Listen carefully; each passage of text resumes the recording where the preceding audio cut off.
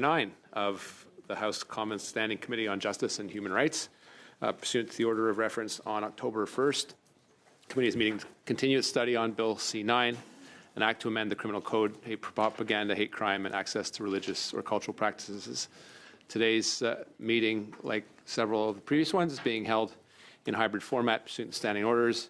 Members that are here in person in the room and remotely using the Zoom application that I think most are familiar with now. We've done the sound tests. Les tests de son ont été effectués, and everything should be fine. Puisqu'il y a des remplacements, Since we have substitutes, I'll remind everyone that in-person participants must read the directives on the cards on the table in front of you. Those measures are there to prevent audio feedback and acoustic shocks, to protect interpreters in particular. So there are QR codes you could take back home, which could help you during the next meetings if you need more education. And witnesses, for that matter, that please wait until I recognize you by name before speaking. There'll be some flexibility there if this is informal enough for people to have a good dialogue back and forth. But do address your questions through the chair. For those on Zoom, at the bottom of the screen, you can select the appropriate language, floor, English, or French. For those in the room, obviously use the earpiece if you need the interpretation. Pour les députés présents dans la salle, si vous souhaitez. For members in the room, if you wish to speak, please raise your hand. For members on Zoom, please use the raise hand function. The clerk and myself will do our best to maintain the order of speaking, and we thank you in advance for your patience and understanding in this regard. Welcome our witnesses from the first panel. We have one in person, the rest are online. With us in person from the Association Canadienne des Libertés Civiles, Anaïs Bussière-McNichol. Canadian Civil Liberties Association, Anaïs Bussière-McDonald, Ryan Alford as an individual professor, Bruce Paddy, Professor of Law at the University of Queen's University, Nuzarem Al-Azem, National Council of Canadian Muslims. At most 5 minutes. I'll leave some flexibility at the end if you're finishing your thoughts, but otherwise I might have to cut you off. But please try to stay to that 5-minute window. We'll start in order. We'll start with Ms. Bussière, who is here in person, and then we will go online and receive the testimony from Professor Alford, Professor Pardy, and then Ms. Al-Azem. So, à vous, Madame Bussière. Merci beaucoup. Bon après-midi aux distingués membres du comité. Thank you, distinguished members of the committee. Thank you for the opportunity to share the perspective of the Canadian Civil Liberties Association on Bill C-9. The CCLA is an independent, non-governmental, non-partisan national organization founded in 1964 with a mandate to defend and promote civil liberties, human rights, and democratic freedoms of all peoples across Canada. The CCLA recognizes that while freedom of expression and peaceful assembly are essential to a democracy, they are not absolute and must sometimes be balanced against other rights and interests. These include public safety and the right to practice one's religion in safety, considerations that are already largely protected by the Canadian Criminal Code. However, criminal law is not the solution to all social challenges. On the 6th of October, 37 civil society organizations representing members of the Black, Arab, Muslim, Jewish, and 2 LGBTQI communities, labor organizations, environmental activists, and civil liberties groups signed a joint letter urging the federal government to set aside Bill C-9. A copy of this letter was sent to committee members, and it's also in the annex of the CCLA brief given to the clerk. The CCLA is here today to urge you to vote against Bill C-9 for 5 main reasons. Firstly, this bill removes the long-standing requirement to obtain the consent of the Attorney General before prosecuting on hate speech charges.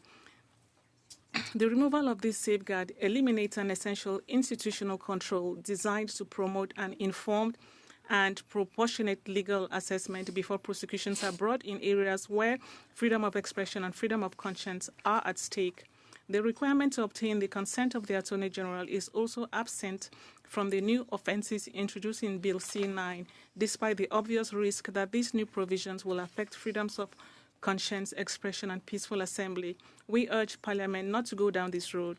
there is simply no advantage in letting the police lay charges that the Attorney General would not have pursued in the first place. Secondly, the new offense of intimidation requires proof of an intent to cause a state of fear in another person in order to impede their access to one of the tens of thousands of civic institutions linked to an identifiable group in Canada. The difference between intending through a demonstration to express unpopular or disturbing opinions and intending to provoke a state of fear is blurred. The Criminal Code already prohibits, among other things, participating in a riot using violence, physically blocking access to property, uttering threats, inciting violence against an identifiable group, forcing people to refrain from exercising a right, and harassing people by causing them to reasonably fear for their safety. The question, therefore, is to know what additional conduct will now be prohibited. Will the criterion be met when a demonstration is particularly noisy, when hundreds of people gather in a public space, when some demonstrators chant slogans that, while offensive, do not constitute hate propaganda? These disruptive elements could be seen by some as evidence of an intention to create a state of fear. Yet these examples are forms of nonviolent expression and peaceful assembly protected by the Charter. They should not be criminalized in a democracy. Thirdly, the new provision on preventing or obstructing access to a building is clearly repetitive of existing criminal code provisions and should therefore not be adopted. Fourthly, the new prohibition on willfully promoting hatred through the public display of certain symbols related to terrorism or hatred is at best repetitive of existing criminal code provisions. At worst, this section opens the door to arbitrary application by police officers which risk stigmatizing and criminalizing certain peaceful demonstrators. Fifthly, the new hate crime offense requires the police at the outset of the judicial process and without prior review by the Attorney General to make a determination of the motives of an accused. Maintaining the current practice of considering hate as an aggravating factor in sentencing avoids imposing a social stigma on an accused who is presumed innocent and may well turn out to be so. Furthermore, by severely increasing the penalties for hate motivation without modifying the parameters already set out in the Criminal Code, C9 runs the risk of imposing excessive and disproportionate penalties. Finally, if Parliament decides to codify definition of hate, despite the few legal advantages it will bring, the proposed definition will have to be amended to adopt word for word that of the Supreme Court of Canada. The definition proposed in Bill C9 could be interpreted as lowering the threshold set by the highest court of the land. Thank you for your attention. I look forward to answering your questions. Professor Alford, 5 minutes. Thank you very much, distinguished members of the committee and guests. Ryan Alford, I'm a professor at the Boer-Alaskan Faculty of Law. I have taught as a tenured professor of constitutional law for over 10 years, the provisions related to freedom of expression. And I just begin by saying, I can follow up from the previous speaker by saying that, in my opinion, which is my expert opinion, indeed, this bill does lower the threshold below what is constitutional for a limitation on the right to freedom of expression. But just because some people will perhaps think those who can't do teach and kind of assess my testimony on that basis, I would also point out that I've been before a parliamentary committee only once before, and that was in 2017. And in that testimony, I told that parliamentary committee that a provision of a federal bill, which suddenly became a federal statute, was unconstitutional and would be struck down. It was in fact struck down in 2023 in an application which was brought by me. And that appeal, the appeal of that judgment ultimately will be decided by the Supreme Court of Canada, and that appeal will be heard in 2 weeks. So just to tell you why I have some issues with the wording, in particular of Section 319 sub 7, as proposed by Bill C9, I'd just like to begin by talking about the charter statement. So the charter statement, to me, is quite problematic. Just on its face, I would note that this is being produced as an anonymous statement by someone in the Department of Justice, which reports, in this case, to the sponsoring minister of the bill. So there's some kind of a perception here that there's a conflict in the background. And I think it's borne out by the fact that the charter statement really doesn't have any legal analysis of the pertinent issue in it. It's purely conclusory. So let's take a look at the relevant section here. It says the proposed definition of hatred has the potential to engage freedom of expression in section 2B of the Charter. That's completely insufficient because it is an infringement of the right to freedom of expression. There's no debate about that. The question is whether or not this is a reasonable limitation on freedom of expression, right? That's the pertinent issue here. So it says, this is simply a codification. The proposed amendment would thus codify a definition settled in the leading jurisprudence of the Supreme Court of Canada. Now, as I said in my speaker notes, this is really drawing upon the imprimatur of the Supreme Court of Canada to suggest that this bill is constitutional. Whereas when you actually look, and this is also present in the preliminary legislative statement about Bill C-9, that it's really quite different. The Supreme Court, particularly in Whatcott, proposed something quite different. And I'll say, I think this preliminary legislative summary produced by the Library of Parliament is quite good. It does have a good discussion of Whatcott. It just doesn't line up that definition in Whatcott against what's proposed in Clause 4 of Bill C-9, which creates the new Section 319 sub 7. So just to look at what's in Whatcott, and this is reflected in the legislative summary, this is the language from the majority opinion penned by Justice Rothstein in 2013 in Whatcott. In my view, expression that, quote, ridicules, belittles, or otherwise affronts the dignity of, end quote, does not rise to the level of ardent and extreme feelings that were found essential to the constitutionality of Section 13, sub 1 of the Canadian Human Rights Act in Taylor. Those words are not synonymous with hatred or contempt, right? So for it to be a reasonable limitation, the definition of hatred has to exclude not merely what it excludes now, but in particular, speech that otherwise affronts the dignity of persons or groups. And that's not what's currently in 319.7. Therefore, it is not a codification of the pertinent leading case that comprises what the Supreme Court of Canada has said is necessary for a reasonable limitation to be constitutional under Section 2B of the Charter. This is a very serious issue and it needs to be addressed. I'm just saying this. This is just one point to be made about its constitutionality in addition to others. I would just direct you not only to what was said previously by Ms. McNichol, but what's going to be said by Mark Sandler in the next session, where he points to the fact that you have, instead of the language which is found in Whatcott or Keegstra, which talks about vilification or detestation, right? That's what the language says in the bill now, that the relevant jurisprudence says, and it is necessary that it both vilify and be detestation. So I'm not going to step on Mark Sandler's toes and deal with that in any detail, but I'm just saying there's a number of constitutional infirmities with the definition of hatred, in addition to other parts of this bill. It's going to lead towards policy problems. I don't understand. So people might say this is a paraphrase. Why are you paraphrasing rather than just putting in that language from the Supreme Court, except if not to create that gap, except if not to say that this is constitutional, when in fact it is not. And there's going to be serious consequences for this. We see in the United Kingdom. You're at your 5 minutes. Would you just please briefly wrap up? Thanks.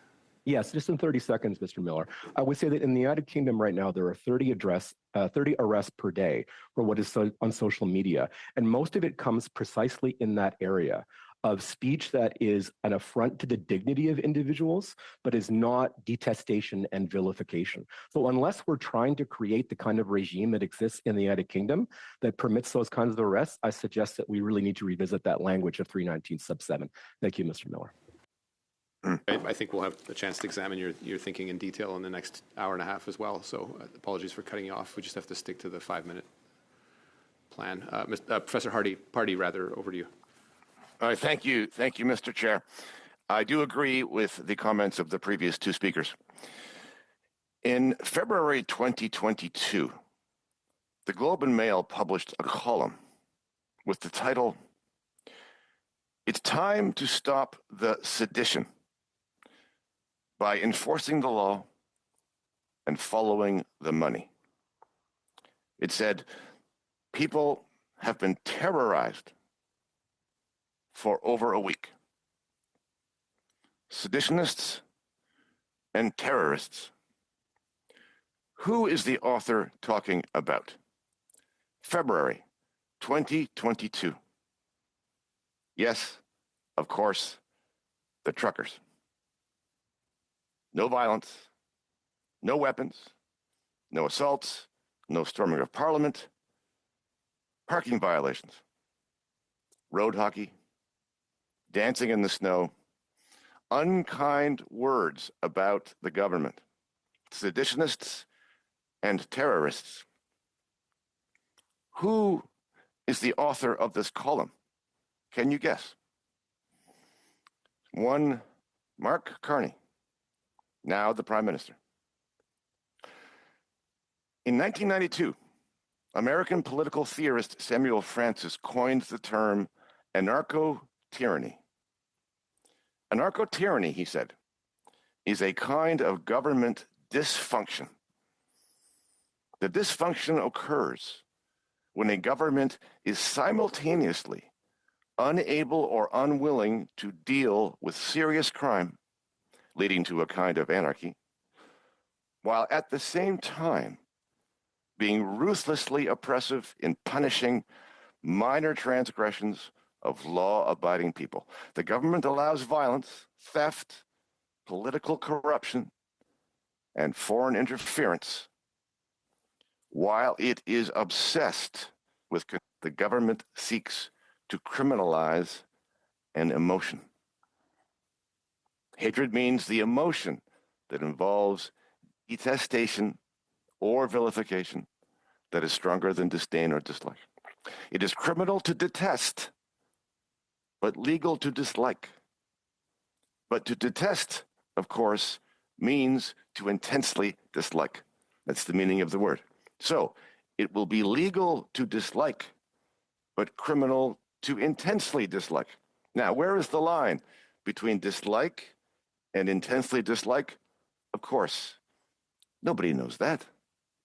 The line will be drawn wherever the authorities want it to be drawn, to punish speech that the government hates.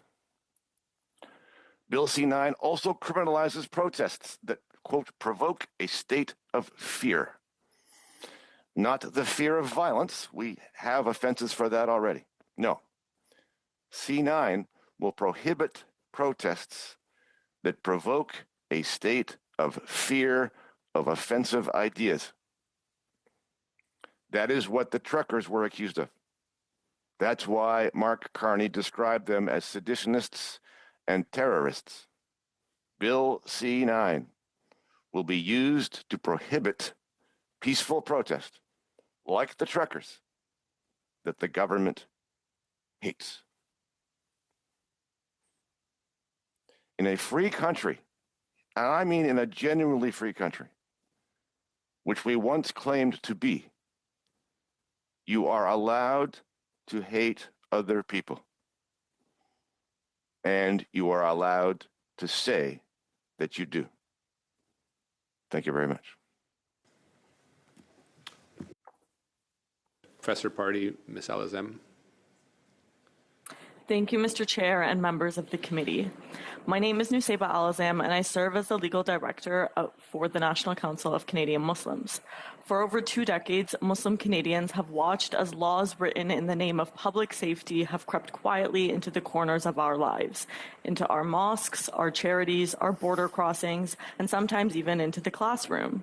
And to be clear, public safety never seemed to apply to our communities. To my knowledge, no law was changed after the Quebec City Mosque massacre, when a gunman opened fire on a congregation, leaving 17 children fatherless. To my knowledge, no law was changed after members of my own local community, Our London Family, were massacred by an Islamophobe who took 3 generations with his vehicle in an instant. There have been more Muslims killed in hate-motivated murder than any other community in this nation. We as Muslims know what the cost of hate is. But were Canadian Muslims consulted about the full contents of this bill? Sadly, the answer is a stark no. We're here today because this bill ostensibly attempts to take a stand against hate, but in its reach, it risks blurring the line between fighting hate and legitimate free speech. So let me begin with what works in the bill. The new hate-motivated offense provision, Section 320.1001, is something NCCM supports generally. In fact, this was a clear recommendation after the London terror attack by the Canadian Muslim community to legislate a standalone hate crime provision. That said, the bill has many shortcomings that are alarming for our organization. Much of this bill looks like attacking the freedom of the 64% of Canadians who believe that Israel has committed a genocide in Gaza and have taken to the streets over the last 2 years to protest Canada's complicity. In practice, it will end up impacting every Canadian. Section 2.2 sub C, the clause criminalizing symbols resembling those set out in that section, is particularly concerning. Now, on paper, the language within that clause may sound tidy. In practice, it's dangerous, because who decides what nearly resembles means? Who decides what confusion looks like? Let me tell you what that looks like from our side of it. It looks like a student flying a black flag with a simple declaration of for Muslims and someone calling 911.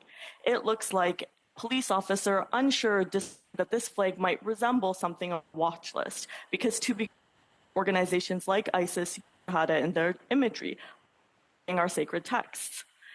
It looks like police receiving a phone call that a protester is wielding a terrorist flag, when in fact the flag in question is the national flag of the state of Palestine, a state recognized by Canada. That's a true story, by the way. But because we didn't have a law like this on the books, the individual was merely detained at that time. With a law like this, that person would likely have been charged. And suddenly, the burden of proof doesn't fall on the person making the accusation. It falls on the Muslim or Palestinian advocate who dared to be visible, as long as the officer is confused and thinks that they're trying to cause fear, including online. This clause would criminalize confusion. And this also means that things like the KKK hood remain entirely legal, as the KKK is not a listed terrorist entity. We agree with those on this committee, including the Conservative members, who have said that these kinds of provisions are fundamentally dangerous. It is an undue restriction on free speech. Say, for instance, that a Canadian wanted to suggest that a certain policy is oppressive by comparing it to a policy of the Taliban, and wanted to make a visual representation of that using symbols on their Twitter account. Suddenly, they're at risk of being charged. That is what is at stake here. And really, we've been here before. After 9/11, entire communities were surveilled in the name of security. Muslim charities were audited into oblivion. Families lost livelihoods. Mosques were raided. Children watched their parents humiliated at airports, all because fear had been legislated. Each time it begins the same way, with language that seemed small, almost reasonable. Each time it was said that this law was only about them, about the extremists, the dangerous few. But the line between them and us has always been easier to move than to defend. And when the state starts legislating resemblance, when it criminalizes looking like or sounding like, it's no longer protecting Canadians. So here's what we're asking this committee to do. 1, strike Section 2.2c, remove the nearly resembles language entirely. 2, halt the passage of this bill until true consultation can take place with communities that have been actually massacred by hate. And 3, expand funding for education and prevention programs that counter hate before it becomes violent. Let's make sure that the next generation learns that safety doesn't come from censorship, but from understanding. Thank you very much. Thank you, Ms. Alazam, and indeed all the witnesses for their succinct presentations. People are familiar with how these rounds work. First round is 6 minutes per MP, and then the second round, we'll get into probably a third round, given that we are going to, we're going to 5 o'clock on this set of witnesses. So we'll probably get deep into the third round. So we have MP Lawton going first for 6 minutes. Ensuite, la députée Dillon. Ensuite, le député Fortin, 6 minutes chaque. Deuxième tour, M. Baber, 5 minutes. Chang, 5 minutes. Fortin, 2 minutes et demie. Gagné, Housefather, avec 5 minutes chaque. Donc, je commence avec le député Lawton. Andrew. Thank you to all the witnesses for your time and analysis on this. I'd like to start with you, Professor Pardee, and because you're joining us virtually, you didn't have the privilege of seeing the Liberal members of this committee snickering as you were talking about the Liberal government's assaults on civil liberties in the past. But I think that is important context for what we're seeing here, because in your opinion, these are not benign provisions. These are significant expansions of the power of the state to regulate thoughts and emotions and expressions, correct? Correct, yes. So when you look at language, and I'll ask you this as well after Professor Alford, but first, Professor Pardy, in your analysis of legislation in the past and your knowledge of statutes, when words are omitted from jurisprudence, that is not what codification of jurisprudence is, correct? Correct, yes. So explain in practice, if you are a police officer that is doing an investigation or you are a judge weighing in on this, how significant is the omission of the words extreme manifestation from the definition of hate that exists in the common law now to the one that C9 puts in law in the criminal code? Yes, so thank you for the question. And this is really Professor Alford's point. You have a common law, you have a jurisprudential context. The Supreme Court of Canada in the 2012 case of Whatcott describing what was a reasonable limit on freedom of expression. And let's just underline this. They said that this was a reasonable limit, but they also said that this is an infringement of freedom of speech. So what you have to start with in C9 is an infringement of freedom of speech. This definition does infringe freedom of speech. That's what the Supreme Court says. Okay, so this is an infringement from a government that claims to be a government of the Charter and of rights. So we start there, and then if you fiddle with the wording, if you leave words out, if you make it detestation or vilification and not and, for example, then you are downgrading the threshold above which you need to get in order to find that this is established. All right, so it's a little bit of playing around with the words so as to appear as though you're doing exactly what the Supreme Court said, while you're not really doing that at all. And I'll go to you on this, Professor Alford. I believe you did review the Minister of Justice's testimony on Bill C9, and in that he said, and I'll quote directly from what the minister remarked here. He was asked about the definition. He said, "This was not an attempt to dilute the definition. It was an attempt to make good on the spirit of that definition and provide clarity to law enforcement." What is your view on the minister's characterization of his own bill, Professor Alford? It's incorrect. And I would say that the problem is that the courts are going to look at the decision to use this particular language that omits the language from Whatcott that I cited in my testimony and say, well, that's clearly an intentional decision. You made the decision, seeing what was written in Whatcott, to leave this out. Now, the most ominous possibility here is what's going on behind the scenes, is that the government is actually seeking a ruling from the Supreme Court in due course that would lower the threshold to what they're putting forward in this bill. They're saying, well, you said that in 2013. If you uphold what we wrote into this bill, which intentionally left out some of the language that Justice Rothstein, since retired from the court, of course, included in that judgment, that you will then say that this is a reasonable limitation on freedom of speech. And I think that's particularly dangerous. Explain to me, if you could, Professor, and I realize that hate is inherently subjective, which is the problem that we've been identifying with this, but what would the practical application be in your view? What would be captured by this new definition that isn't captured under the existing definition, just to demonstrate how this dilution and this lowering of threshold is actually happening? Or is there no way to make such a prediction right now? Well, I think there is, Mr. Lawton. I would just say, if you look at what's happening in the United Kingdom right now, where, now remember, there's no entrenched right to freedom of expression in the United Kingdom. They don't have anything like the Charter, which creates that right. So there you have speech that purportedly abrogates the dignity of individuals or groups. That's the basis for complaints to the police, and arrests are being made on that basis. Now, that's what the language from Whatcott that is left out in the proposed definition of 319 sub 7 would allow, precisely that, people to make complaints that what someone's saying is hatred. And the reason why it's hatred is because it's an intentional attempt to infringe their dignity as an individual or members of a protected group.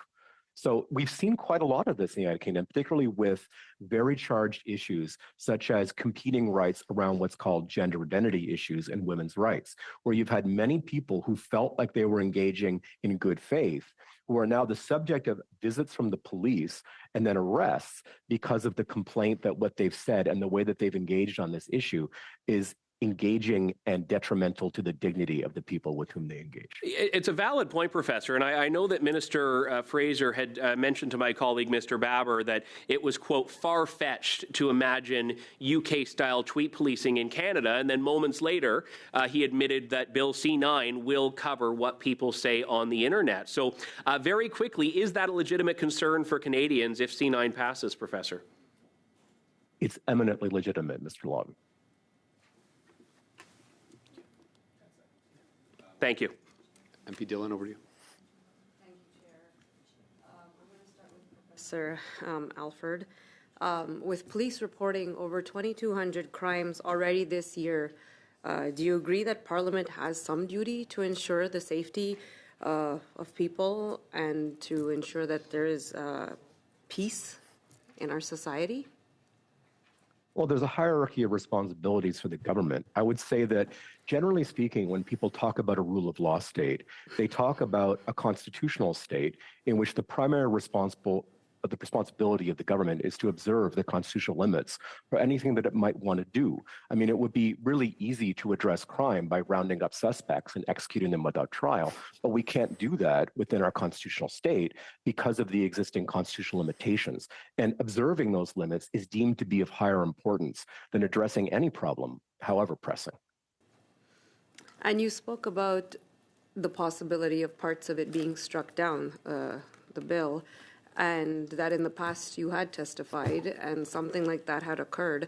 What would you propose we do as parliamentarians, as people who are here to protect society, to make laws? What do you suggest with all the hate and the violence that's taking place these days? My suggestion is that when you want to create legislation, you have to understand that it's only going to stand if it's indeed constitutional. There's no purpose in passing legislation that as soon as it encounters a constitutional challenge is going to be struck down. So you have to, if you want to address this issue of hate, craft legislation that conforms to the existing limitations in the jurisprudence of the Supreme Court of Canada. So in this case, I would just say, at minimum, you've got to go back to the definitions in the bill, particularly those found in Section 319 sub 7, as proposed by Clause 4, and have it reflect quite accurately what is said in the leading cases of the Court of Canada, particularly Whatcott, as myself and Professor Party have highlighted.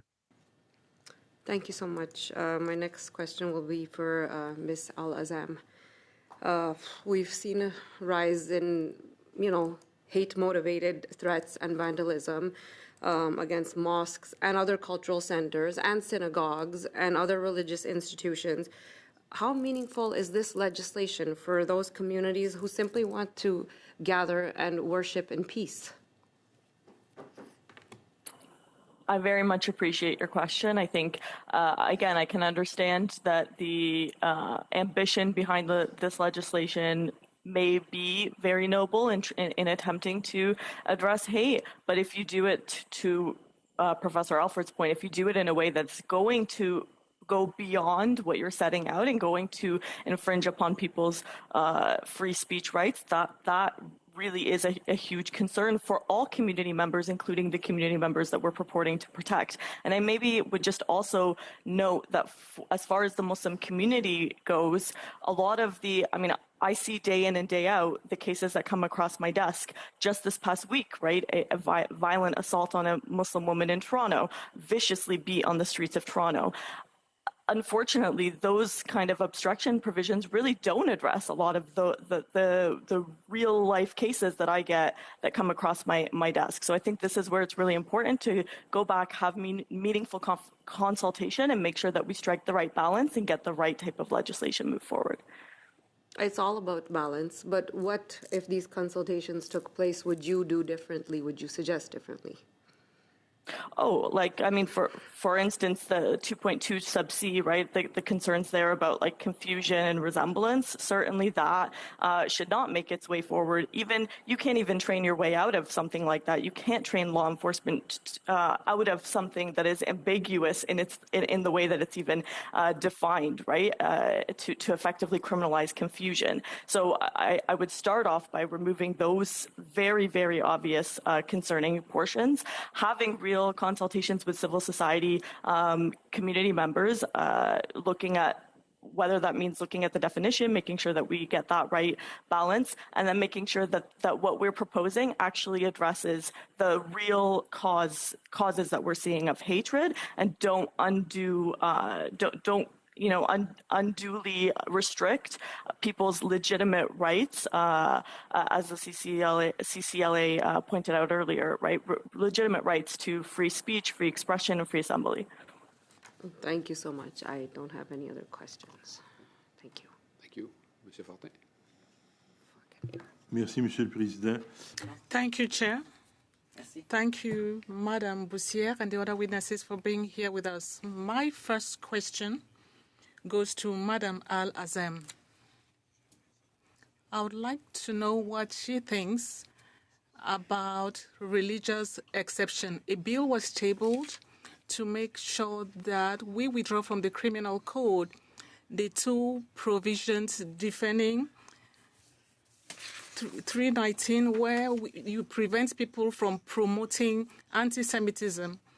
Do you think that this exception should remain if it is withdrawn from the code? Thank you very much for your question. If I understand it correctly, I think you were asking about the defenses for these types of hate-related issues, and I really appreciate your question because I didn't get the opportunity to get into some of my concerns around the defense set out here, for example, in this bill, which includes, I believe, the defense says if the display of the symbol is for a legitimate purpose, including a legitimate purpose related to journalism, religion, education, or art, that's not contrary to the public interest. Seulement au sujet de l'exception. Only religious exceptions for now. 319 of the Criminal Code. Are you familiar with that section of the Criminal Code, 319? Yes. Donc, OK, vous savez de quoi je parle. So you know what I'm talking about. I would like to have your opinion. We don't have enough time. What do you think about the idea of removing those defenses from the Criminal Code? Is it a good idea or a bad idea? I think I'm certainly not going to be able to have enough time to be able to flesh out my points in the time that I believe I have left. But in terms of defenses generally, I do think that they need revisiting. I think that the part about whether it's contrary to public interest may address your concerns that I think you're trying to raise. But I would just further state that there isn't a defense against for academic interests, and there's no defense for political speech, for example, or protest. Je m'excuse, Madame Al-Azam, je ne veux pas être impoli, mais on n'a pas beaucoup de temps. Je vous remercie. Thank you. I don't want to be impolite. I don't have enough time. Alid Shakawi made a public declaration in Montreal in 2024, last summer, in October 2024. He was saying that Allah, take care of the aggressors, take care of the enemies of Gaza. Allah, count them all and exterminate them, spare none of them. End of quote. I would like to know what you think of this declaration, Ms. Al-Azam. Are these the types of declarations we should allow here in Canada? Sorry, I didn't quite hear the end because of the translation. Could you just repeat that? Oui, je peux le répéter, mais... I may repeat, but time is going fast. Let me repeat. Allah, take care of these Zionist aggressors. Take care of these enemies of the people of Gaza. Allah, count them all and exterminate them. Spare none of them. That was a declaration made by Mr. Adid Shakawi in October 2024. My question is to find out what you think. Should this type of declarations be allowed in public spaces here in Canada? I think that I don't think that the I think if I'm trying to understand what you're saying, I believe that the public interest piece does address what you're saying. Do I think that religious texts should be criminalized? No, I think that's what you're trying to get at. Vous pensez pas que ça devrait être criminel? Vous pensez que ça devrait être autorisé? You don't think it should be criminalized? It should be authorized? I don't believe that religious texts, including the Bible and the Torah and the Quran, should be criminalized. No. Mais là, je vous demande pas si la Bible est criminelle. Je vous demande... I'm not asking you whether the Bible is criminalized. I'm talking about the statement that was made by someone. Do you think it's an acceptable declaration to be made in a public space in Canada? Right. I'm actually not familiar with that statement or the context around that statement, so I'd OK, prefer je vous to be able remercie, to. Madame Okay, Al-Azem. thanks. Thank you, Madam Al-Azem. I'm sorry, but my time is going by. Madam Bossier, you heard my question. I would like to find out what you think about that. Je vais faire un pas en arrière. I'll step back a bit. I heard your question concerning religious exception. That's an exception that only applies for the offense of promoting hatred. There's one for hatred and another one for anti-Semitism. There's a specific definition of anti-Semitism. But should those defenses be legitimate or should they be removed from the criminal code? Could you please stop speaking because it's interfering with our discussions? Madam Bossier, you have the floor. What I was trying to say is that there's public speech that could incite violence against an identifiable group already criminalized. We know those rules. My question is, in your opinion, should those defenses be withdrawn or not from the criminal code? The criminal code, as it stands now, talks about promoting incitement to hatred. Well, I don't really have enough time. Yes or no, should it be withdrawn? In a context where people are willfully promoting hatred, we could refer to the definition provided by the Supreme Court and questioned in C-19. We do not support withdrawing those defenses.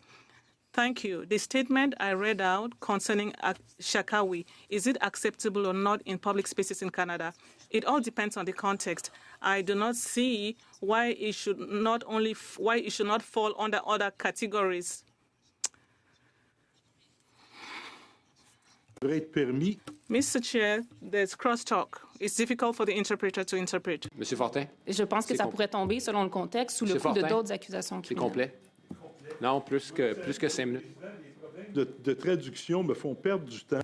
Because of translation and interpretation, I'm losing time. People were speaking in the room, and my time was wasted. You must also allow people complete their sentences. Keep it quiet or go outside and continue the conversation. Thank you. Over to where are we at? Mr. Baber for 5 minutes. Thank you. Ms. Al-Azem, you're Director of Legal Affairs for the National Council of Canadian Muslims. Is that correct? That's correct. I want to talk to you about Section 319. Do you know what the phrase intifada means? Yes. What does it mean? Intifada means is a form of revolution. It's a violent resistance, correct? There are a number of different intifadas. There was a bread intifada in Egypt that came in. It was about economic In the context of revolution, intifada against Jews in the state of Israel, intifada is violent resistance. Are you going to suggest that it doesn't involve violence? I think it can involve violence, but I think it can also not involve. Are we really having a discussion about Arabic translation right now? I appreciate. I speak Arabic. Do you speak Arabic? I speak a little bit of Arabic. So okay.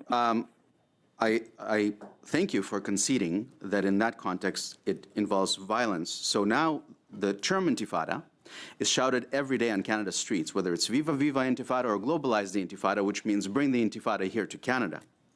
So in your view, when that is being chanted in a North York neighborhood, is that incitement to violence or not? Let me be clear. This has always been the case of the position of the National Council of Canadian Muslims. If anybody is espousing any form of hatred against any group, and that includes anti-Semitism, Islamophobia, any other group against an identifiable group, that is incorrect. I'm talking about the second section in 319. I'm not talking about hatred. I'm talking about incitement to violence, which is the other section. So my question to you again, if you already concede that this is violence and it is shouted on Canadian streets, do you agree with me that the chant globalize the Intifada or Viva Intifada is incitement to violence, yes or no? I think that your question actually really belies a lot of the problems with bringing this bill forward, and I think it belies some of the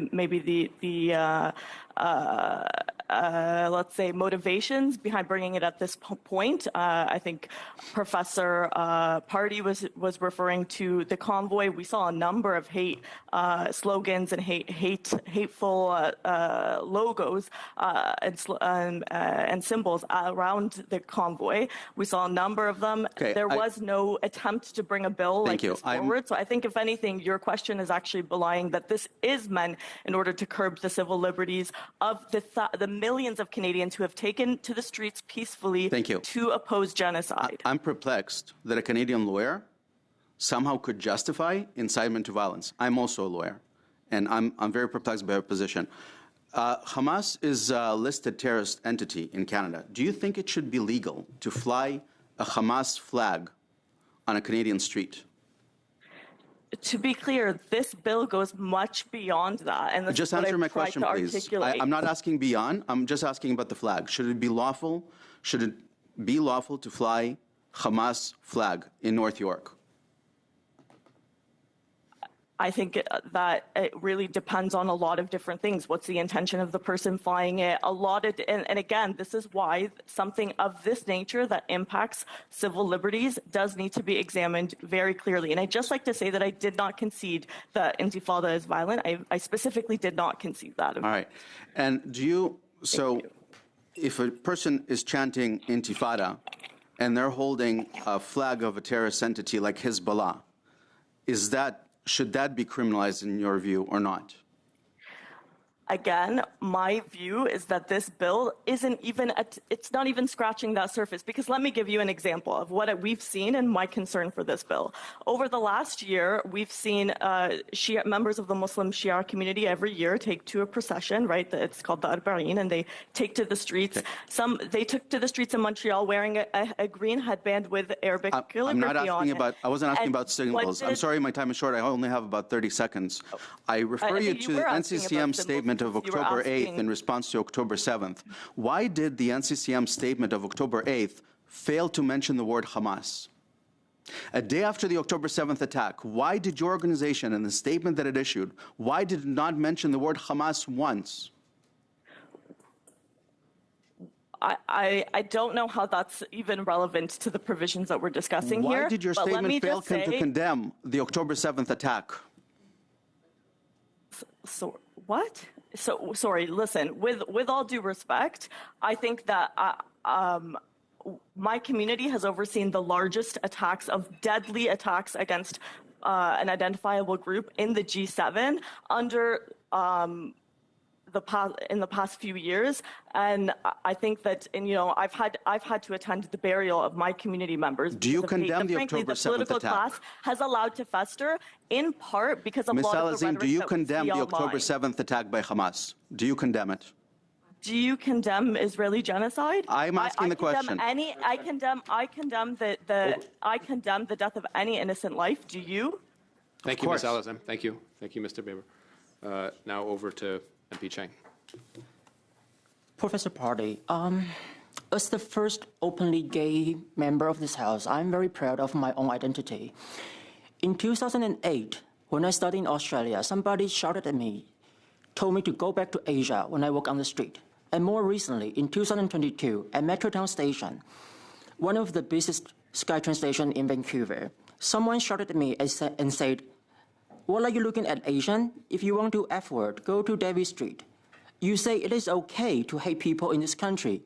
Do you agree what I was told is appropriate?" Oh, I think it's very inappropriate. But that's not the question. The question is, should it be illegal? It's definitely inappropriate, but it should not be illegal.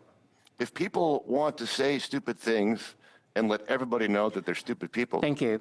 So Canada's charter protects freedom of expression, but it also protects safety and dignity of every person. So do you believe it's ever acceptable in a democratic country to justify hate toward others using disguise of free speech? It's not a disguise. So earlier, Ms. Dillon basically asked, well, what are we supposed to do otherwise? And the answer to that is, you're supposed to prosecute violence. Violence is supposed to be criminal.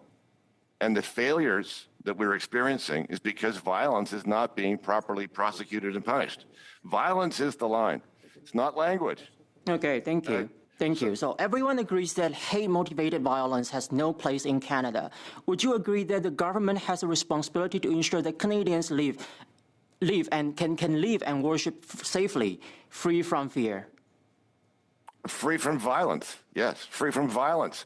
If you fear violence because of the threat of violence, then that should be criminal. Yes, see, assault, which is a threat of violence, is criminal already. It's nothing to do with C9. We already have provisions in the criminal code that prohibit violence and the threat of violence. That is appropriate. We're not talking about that. We are talking about trying to keep people safe from some other boogeyman when violence is absent, and that is the mistake. Thank you. So my next question goes to Al-Ziam. Canada prides itself on diversity, inclusion, and freedom of belief.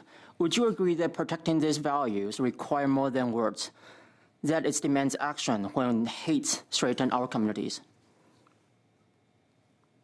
Sorry, is that, I think that's directed towards me? Yeah. Sure. Yeah, so Sure, yeah. okay, so we have seen a troubling rise in hate-motivated threat and vandalism targeting mosques and culture centers. How significant is this legislation for your community? Thank you for your question. Again, this legislation can be potentially very significant. I do think it's really important that we strike the right balance on it and make sure that we are protecting all minorities, all identifiable people, and all Canadians, really, in a way that does not unduly restrict our civil liberties.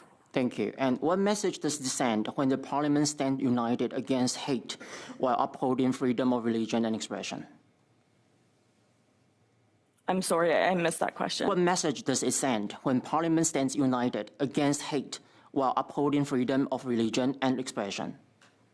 Certainly, it sends a very powerful message. It sends an extremely powerful message. Yeah. Thank you. I have no. Monsieur Fortin, 2 minutes et demie. Monsieur, ma question. Mr. Chair, my question goes to Mr. Alford. Professor Alford, I would like to know, I have 2.5 minutes, so it's going to be fast. If you don't want to respond, we can move on to something else. I'll ask you the same question that I asked Madam Al-Azam a while ago. The religious exception provided for in sections 319, the 2 religious exceptions to prevent hate and anti-Semitism on the basis of religious text, should those exceptions be withdrawn from the criminal code or should they be maintained? I believe they should be maintained. And my reason for saying that is I think that if prosecutions were initiated on the basis of religious speech, it might very well infringe the guarantees of religious freedom in the Charter. Merci. Monsieur Alford, deuxième question que j'avais posée. Thank you. I asked a question a while ago. The statement made by Adil Shakawi in October 2024 in Montreal, and I quote, Allah deal with these Zionist aggressors. Allah deal with the enemies of Gaza. Allah count them all and exterminate them, spare none of them. In your opinion, can that statement incite hatred, and should it be allowed on Canadian soil? I think it's certainly capable of inciting hatred.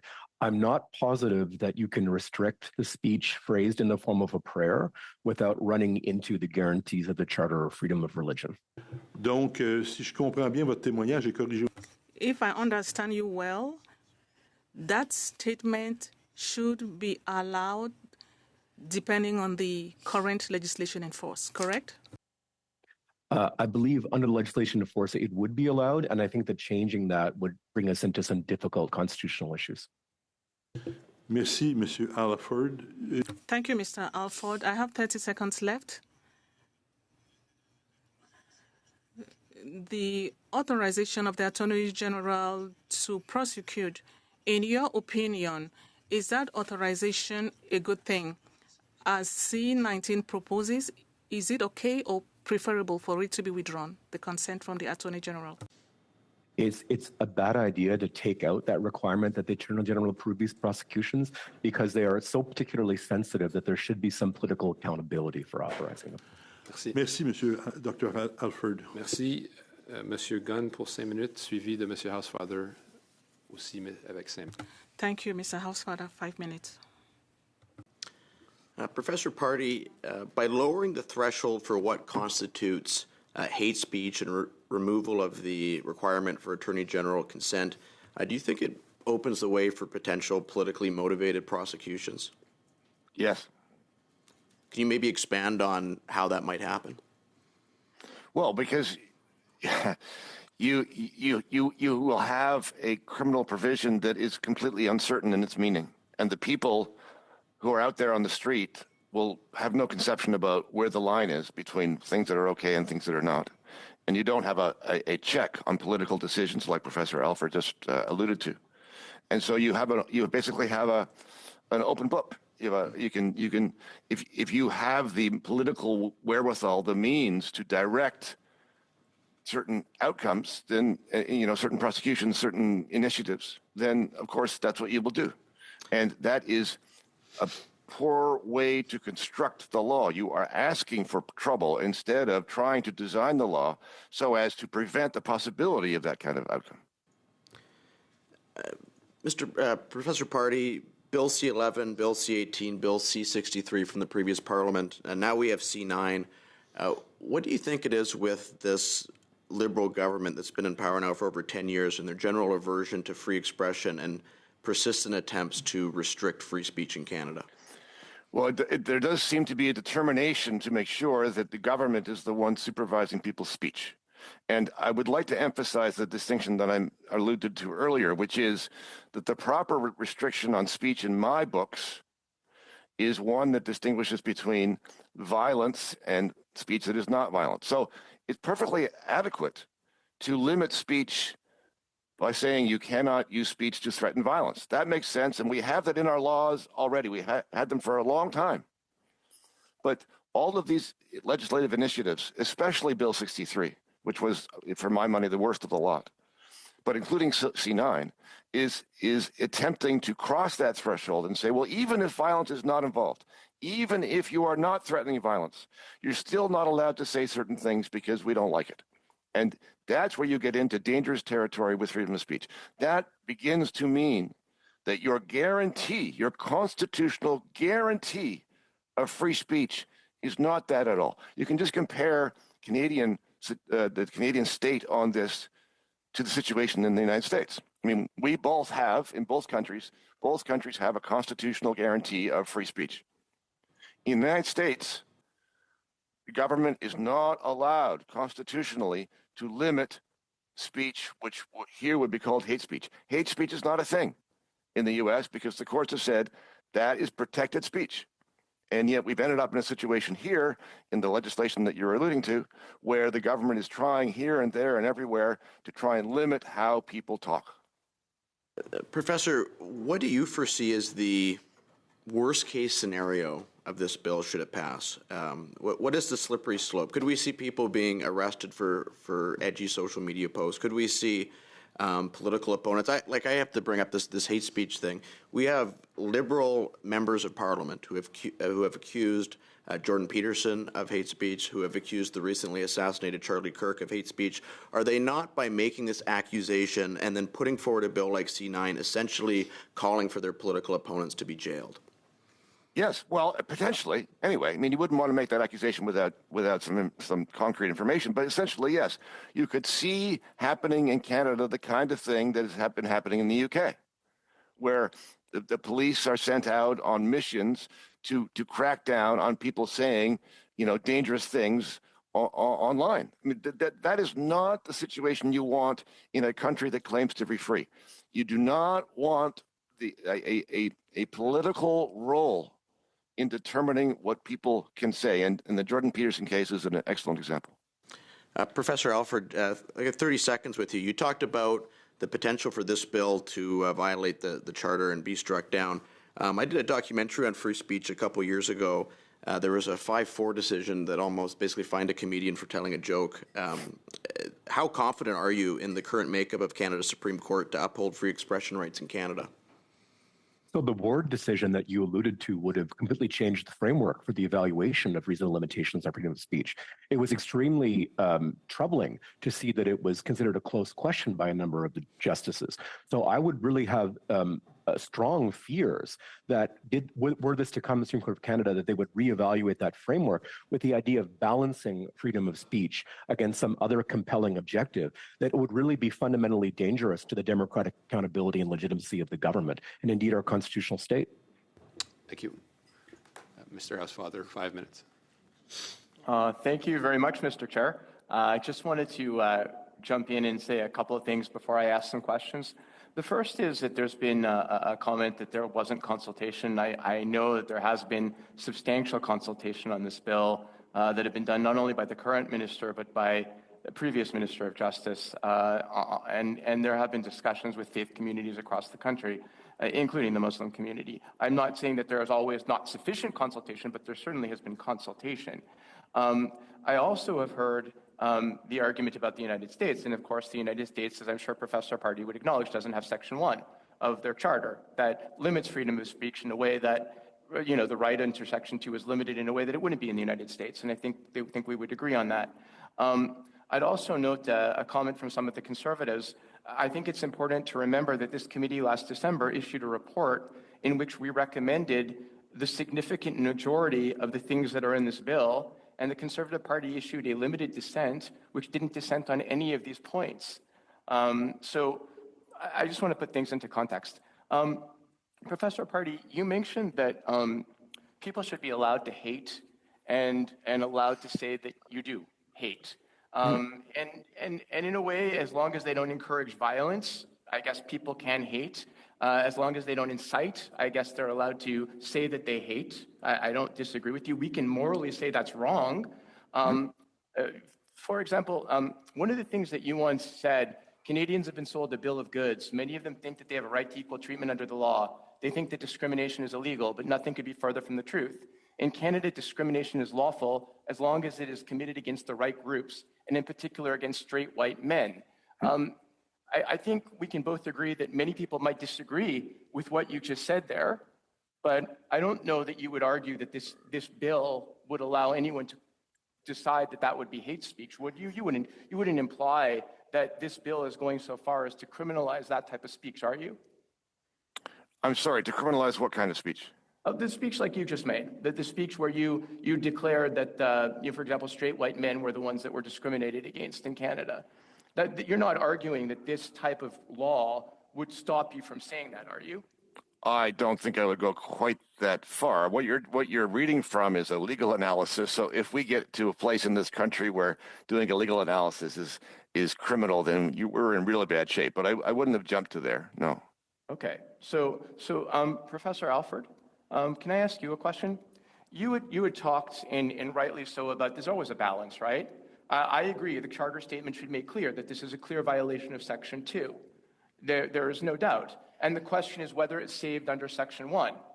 And there are restrictions on freedom of speech that can be saved under Section 1, as Keekstra said, as other cases have said. And there must be a limit where, for example, my right to freedom of speech blocks someone else from exercising their right to freedom of speech. For example, if I intimidate or obstruct someone from entering into their place of worship, so they have no longer a right to practice their religion freely, we can't say for sure how a court would rule, but it is a legitimate decision of the legislator to determine that that would be consistent with a Section 1 limitation of Section 2 rights. Would you not agree, Professor Alford? I do agree, and I would say the reason why I agree is because there we're talking about what are frequently labeled time, place, and manner restrictions that don't talk about the content of the speech. So therefore, it's far more likely to say it's a legitimate restriction because we're not making this discrimination on the kind of speech which is involved. But I think that what you're pointing to is the kind of thing that we should be crafting rather than talking about particular types of speech or the intentions behind speech. Totally understood, and I appreciate that discussion. I take note of your point under 319 and the definition. Ms. Alazim, I'm going to ask you a completely different type of question, but can I just give you the opportunity, because I don't think you understood the translation of what Mr. Fortin said in French, and I just want to give you the context in English so that you could perhaps answer and put yourself on the record as you want. Maybe you just want to leave what you said, but I'm not sure you would, because I'm not sure you understood exactly the translation. What Mr. Fortin was asking, he and the Bloc Québécois have a private member's bill that they have proposed to remove the religious exemption on hate speech. For example, if I make a speech and I can claim that in my good faith, my religion led me to this speech that would otherwise be hate speech, then it's okay. So Mr. Fortin was asking you whether you agreed with him that the religious-based exemption should be removed from the bill, which is what he's proposing. That's what he was asking. Thank you, Mr. Housefather. I appreciate your opportunity to give me an opportunity to clarify. I appreciate the question. There's a few things I want to clarify. So I'll start with you'll have to clarifying. be extremely quick in your response. For the record, that NCCM has condemned the October 7th attacks. Just to be clear, has condemned the October 7th attacks by Hamas, and likewise condemned all violations, really, of international law. But I just also want to note that nobody else was asked these lines of questions on this panel, and it, again, belies that there's real concerns with this type of legislation. And I'm tired, frankly, of our communities being asked this 2.5 years into genocide, that there's always this proximity to terror and hate that's constantly associated to the Muslim community. Ms. Alazem, so I just did want to clarify that. We're way over time. Any clarification you can gladly submit in writing, or someone else on the team can follow up in the next round of questions. Thank you. I would also just note I didn't ask those questions. Thank you, Mr. I only Housefather. asked you to clarify. Thanks. Thank you. If we keep this next round tight, we'll get through everyone. Otherwise, it'll cut into Mr. Babers or Ms. Dillon's time. So let's get going. We're starting off with Mr. Lawton, then Latanzio, Fortin, Baber, and then Dillon. So over to you, Andrew. Thank you very much. Madame Bussière, I'd like to ask you about C9's approach to hate symbols. Now, you would agree that under the current law, someone who displays a hate symbol, and I'm using broadly the definition, let's say, that C9 uses, could be charged under Section 319 right now, correct? Effectivement, il y a différentes dispositions du Code criminel qui peuvent être utilisées. Yes, various provisions of the criminal code could be used when symbols are used. All will depend on the context. One of our questions concerning the provision is to look whether we are already repeating something that already exists in the criminal code. Believe that as worded now, Bill C9 would make the display of a symbol on its own a criminal offense, or do you believe that it is just part of the context that could lead to a hate charge? C'est intéressant parce qu'il y a une tension par rapport à ça dans la manière. It's interesting. The way we read the text may be different from the way the minister has presented it. He said it's not complete prohibition of any display of a symbol. But when we read the text, it's not very clear. We seem to associate the fact that there's a desire to incite hatred and the fact of displaying a terrorist or a symbol of terrorism or hatred. But there are already criminal consequences if symbols of terrorism are displayed or symbols of hate, but all will depend on the context. You shared that, Madame Bussière, because this is, as with the hate definition, another example then of where the minister's description of the law actually differs from the law itself. Bien, il y a certainement une tension. Après ça, à partir du moment où... There is some tension, but the courts will have to interpret it, and they will refer to the text, to the context, to the objective of the legislation and the intention of the legislator, what was said and what was presented. So I cannot give you a final answer to the question, but when you read the text, it raises some questions. Professor Pardy, I'd like to return to you on this. Are you aware that the Ontario Human Rights Commission views misgendering someone, identifying them as the wrong gender, to be discrimination and to be against the law of the Ontario Human Rights Code? Yes. So when we saw Bill C-16 in a previous parliament, this was the bill that led Jordan Peterson to speak out so vocally on this. This was expanding Canadian human rights law to include gender identity and effectively embedding in Canadian human rights law the very similar provisions that we have in various provincial human rights codes, correct? Correct. So I realize the Canadian Human Rights Act does not itself tie to the criminal code, but it does give a sense of where the government wants to go with this, especially looking at Bill C-63, the Online Harms Act from the previous Parliament.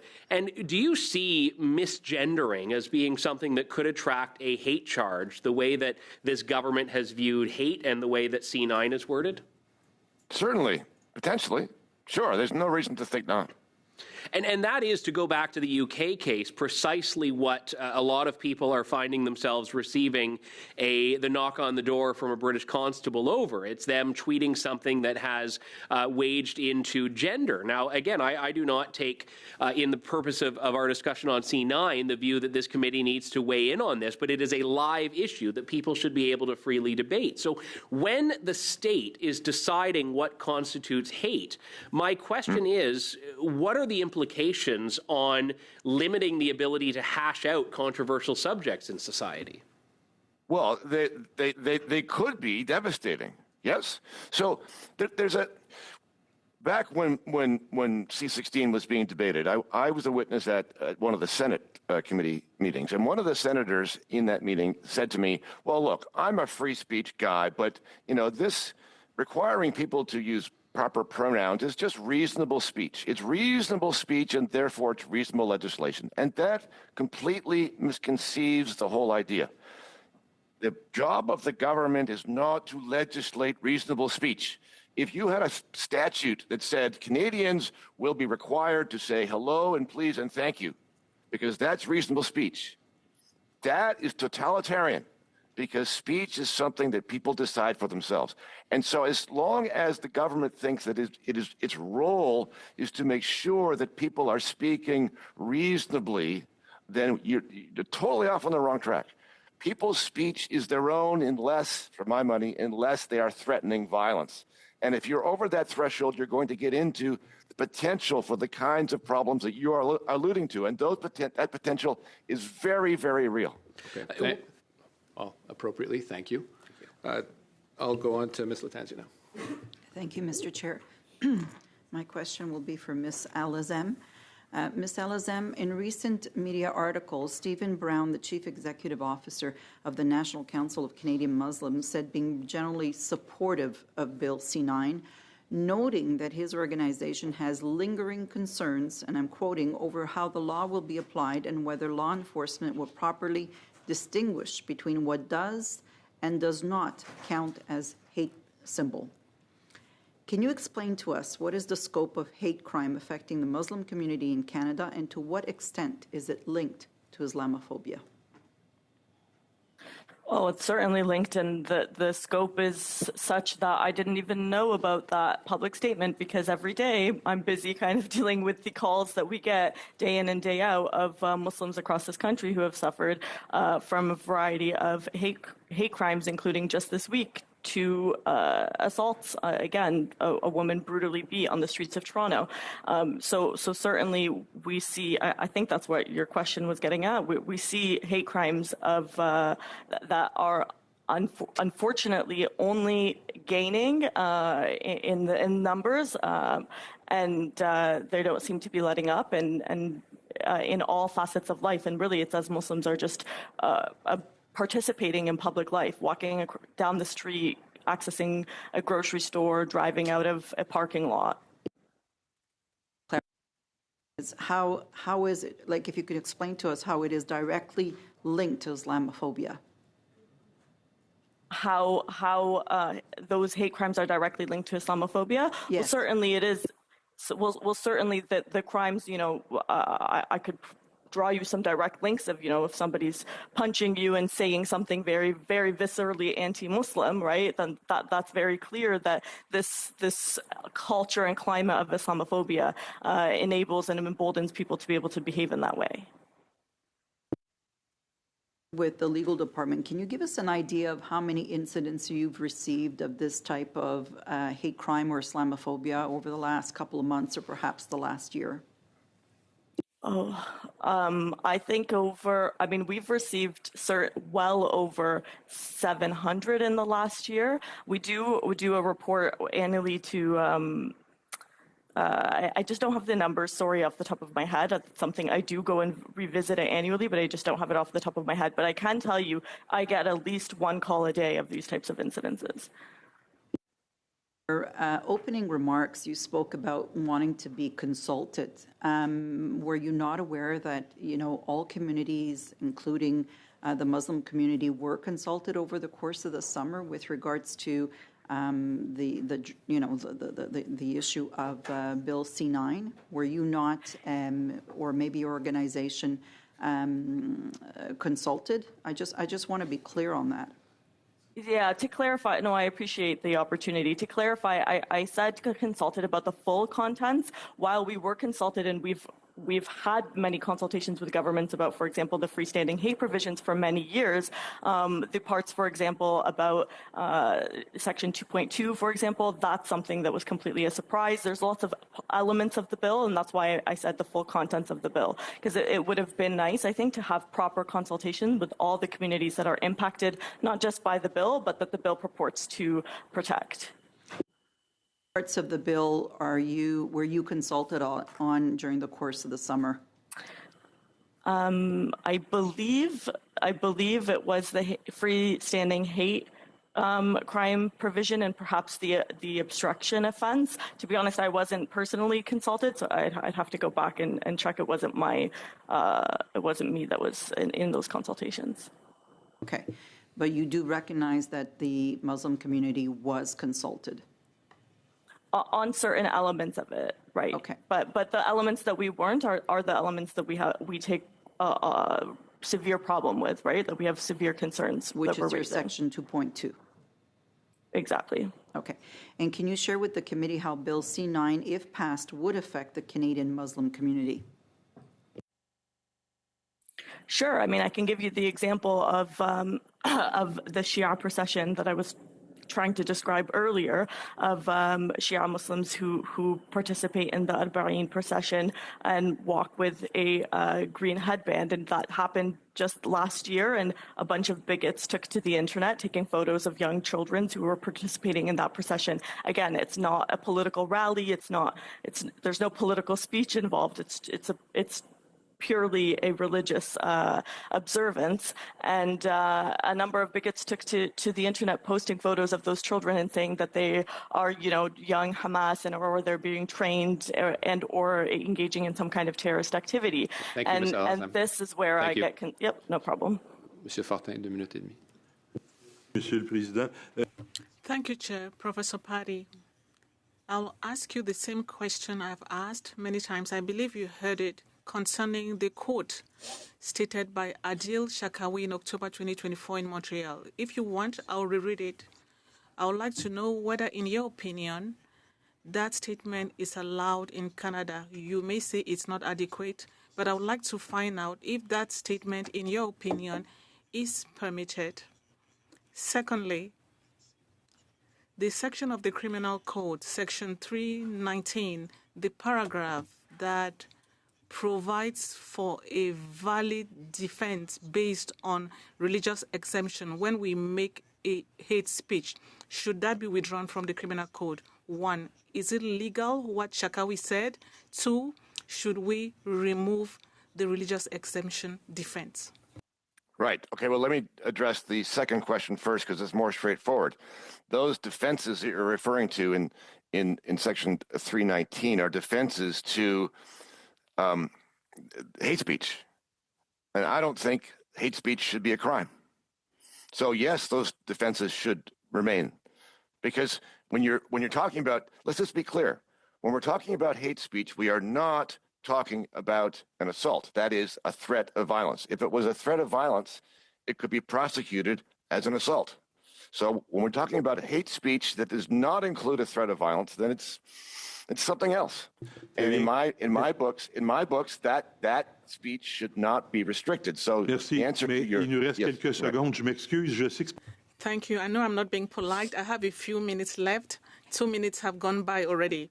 I understand that, in your opinion, if I say that we need to exterminate all political, liberal and conservative political organizers because I lost my election. That could be acceptable even if I'm asking them to be killed.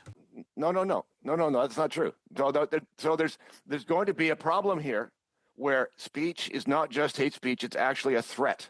And what you're describing there is potentially a threat to the lives of other people. Quand je dis, alors charge-toi des ennemis du peuple. When I read out, deal with the enemies of the people, count them and exterminate them, don't you think that's a threat of violence?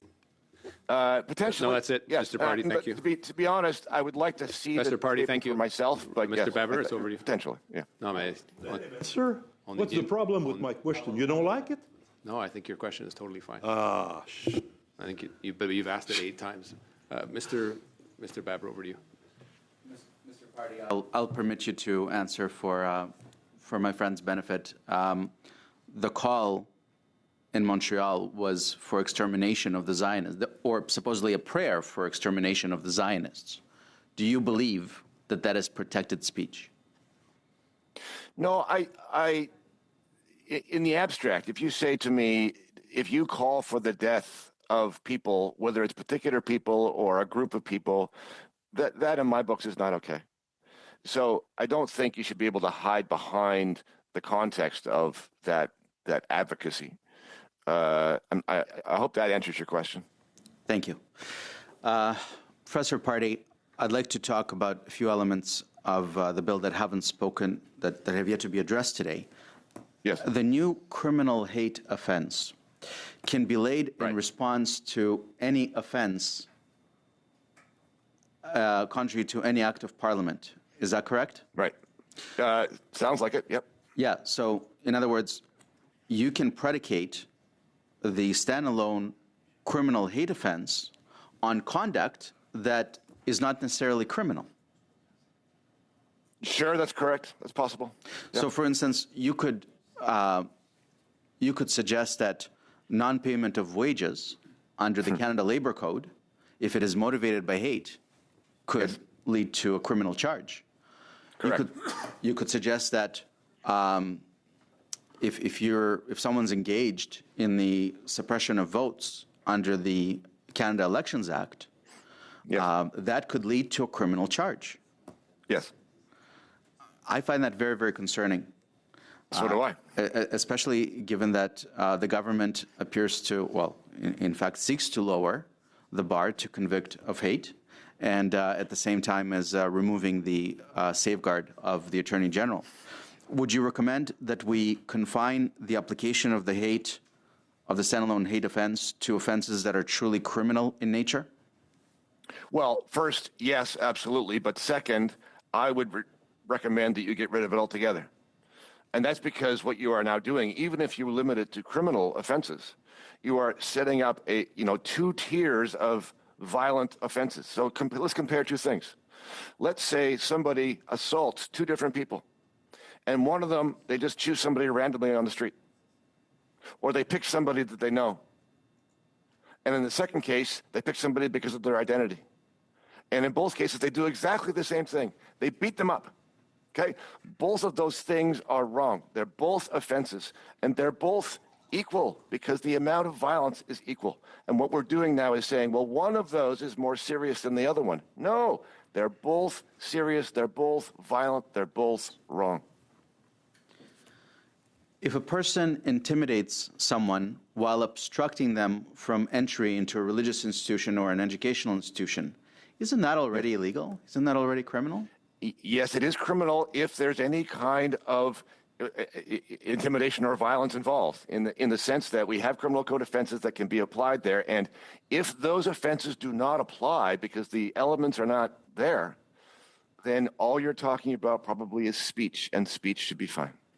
I would think that if you're intimidating someone while obstructing them from entering a premise, that would be assault. You'd think so. Yes, if you have actual obstruction, if you are standing in the way and you're moving around to make sure that they can't get around you and yelling in their face, then that sounds like a criminal code offense that we already have. Yes. Professor Party, I look at this bill overall. The government is lowering the bar for what hate speech is. It's removing the safeguard of the Attorney General consent, potentially opening folks to politically motivated prosecutions. You can lay the new hate charge on top of what is essentially civil conduct. I don't understand why this Liberal government is so obsessed with criminalizing freedom of expression. I don't either. I wish I knew. Thank you, Mr. Party. You good? You have another? You good? Yeah. Okay. Ms. Dillon for 5 minutes. Thank you, Mr. Chair. I'll direct my question to Ms. Al-Azam. You mentioned being perturbed by a certain line of questioning today, and you were cut off. Would you like to elaborate a little bit on that?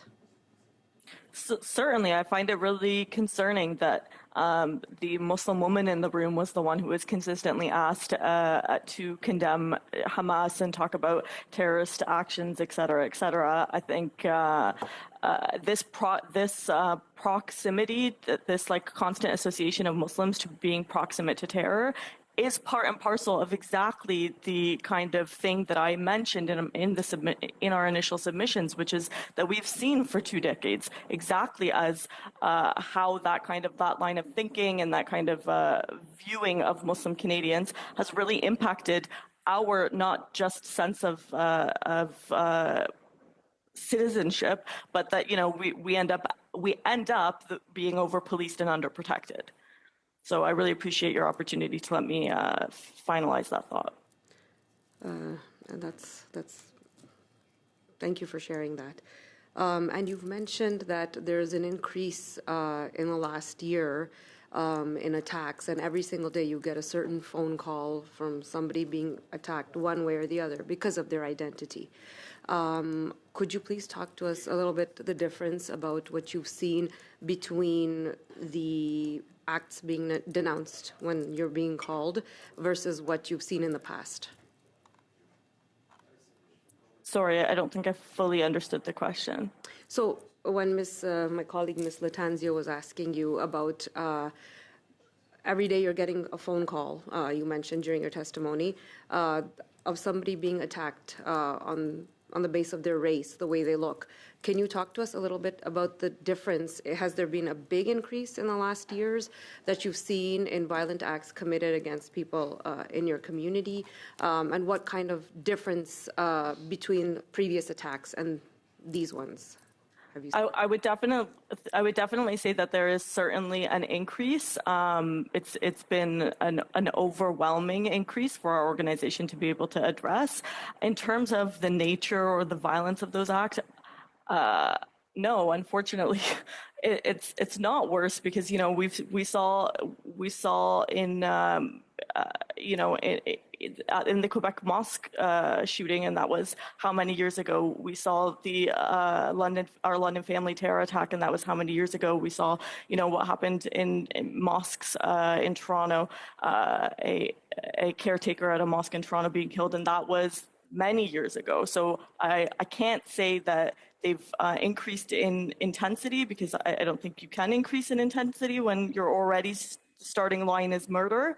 But in terms of the frequency, I'm certainly seeing an increase in frequency and an increase in regular assaults as people are just going about their days totally unprovoked.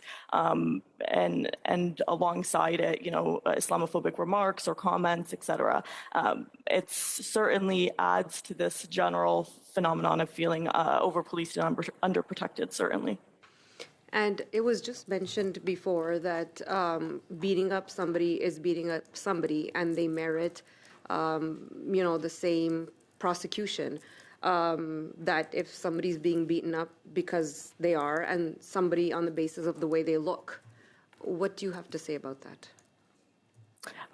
Certainly, the underlying maybe action is the same, but in terms of the impact that may have on a community as a community organization that delivers community impact statements regularly in criminal sentencing matters, I can definitely assure the members of this committee that it does have real impacts. And I was in the, I'm a Londoner. I was in the room when Nathaniel Veltman was sentenced. I was in the room when his actions were declared terrorism. And I was in the room a full gallery of Londoners who still are still dealing with the impacts of those actions and how it ends up impacting their sense of belonging. And it's not just Muslims. It impacts we heard from a number of vulnerable community members and community groups how it impacted their sense of belonging. Thank you. Thank you, Ms. Milne. Thank you, Ms. Alazem. And thank you for the witnesses on this first panel. We will suspend for a couple minutes, switch over. Thank you for taking the time to do this.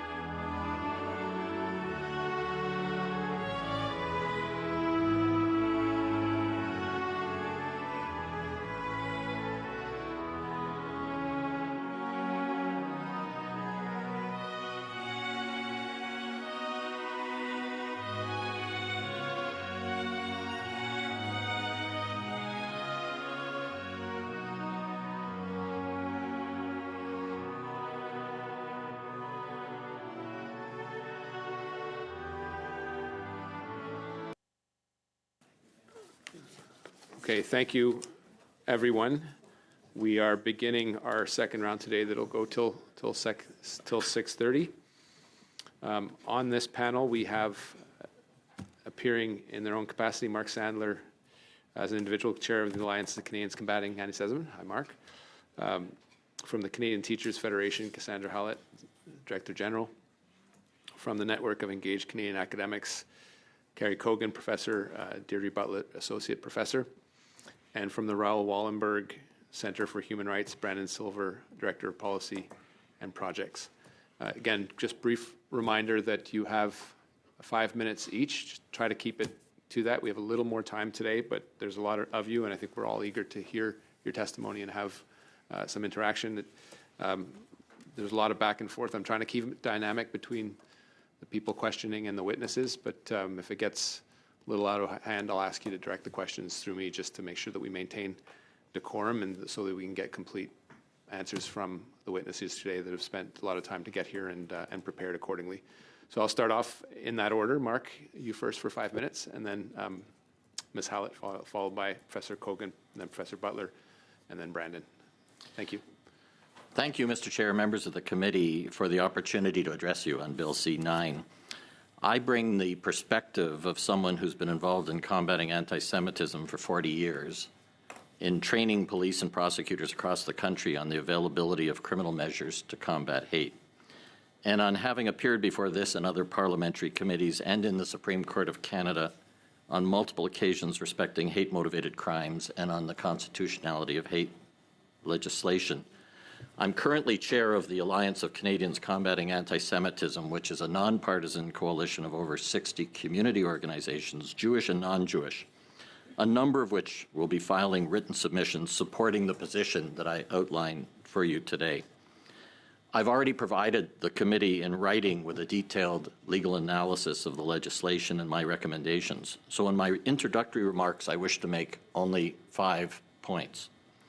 First, I support several of the components of Bill C-9 as enhancements to the existing criminal law, particularly the creation of a hate offense for those who commit conventional crimes motivated by hatred. Creation of such an offense appropriately labels offenders for the purposes of their criminal records and makes more likely the imposition of true deterrent and denunciatory sentences. I also support the new offenses of intimidation and obstruction, not because they criminalize conduct that would otherwise not be criminal, but because I know that the creation of these new offenses, having spoken to officers, will incentivize police to prioritize and address hate-motivated crimes targeting vulnerable community spaces. You will hear some people and organizations contend that these provisions violate the Charter. Similar arguments were made by those who oppose the creation of the current hate propaganda sections of the Criminal Code, and I was there. Those arguments lack merit in relation to the proposed hate offense, especially if the definition of hatred were to attract precisely the language adopted by the Supreme Court of Canada in upholding limits on freedom of expression. The intimidation and obstruction sections, if anything, more carefully protect lawful protests than existing provisions that might be used under the Criminal Code based on the specific intent required to prove each of these new offenses. Second, although the removal of the Attorney General's consent is intended to streamline hate propaganda prosecutions, which makes the proposal superficially attractive, it would be dangerous to remove that requirement altogether. The consent represents an important safeguard against vexatious and frivolous misuse of the hate propaganda provisions. The Attorney General's consent requirement should either be retained as is or retained in relation to private prosecutions only where the dangers are most acute. And as I've set out in my written materials to you, there's precedent for that very approach to be taken. Third, the existing wording of the new offense pertaining to the display of symbols raises a number of issues I've identified in my written submissions. I believe that a carefully crafted provision can address the display of terror symbols more effectively than the proposed legislation. The proposed legislation must also be amended to better protect the symbology of Hindus, Jains, and Buddhists. Fourth, there is a significant omission in the legislation, namely there's a need for the creation of the offense of willfully promoting terror activities or the activities of a terrorist group. I explain in my written submissions why such a provision is fully compliant with the Charter, based on existing jurisprudence, and would focus not on which identifiable group is or is not targeted by hate speech, but on speech that supports violent terror activities unprotected under the Charter. And finally, the real issue that we cannot lose sight of is enforcement of existing laws. We are underutilizing existing criminal law measures. This committee should signal that all governments and law enforcement must work cooperatively to ensure that law enforcement utilize the tools they already have available to them, as well as any enhancements this legislation may add to address pervasive anti-Semitism in Canada and other forms of hatred. Just over a week ago, a man pled guilty in a Toronto courtroom to multiple terrorism-related offenses for conduct that included his authorship and distribution of manifestos on behalf of a white supremacist hate group.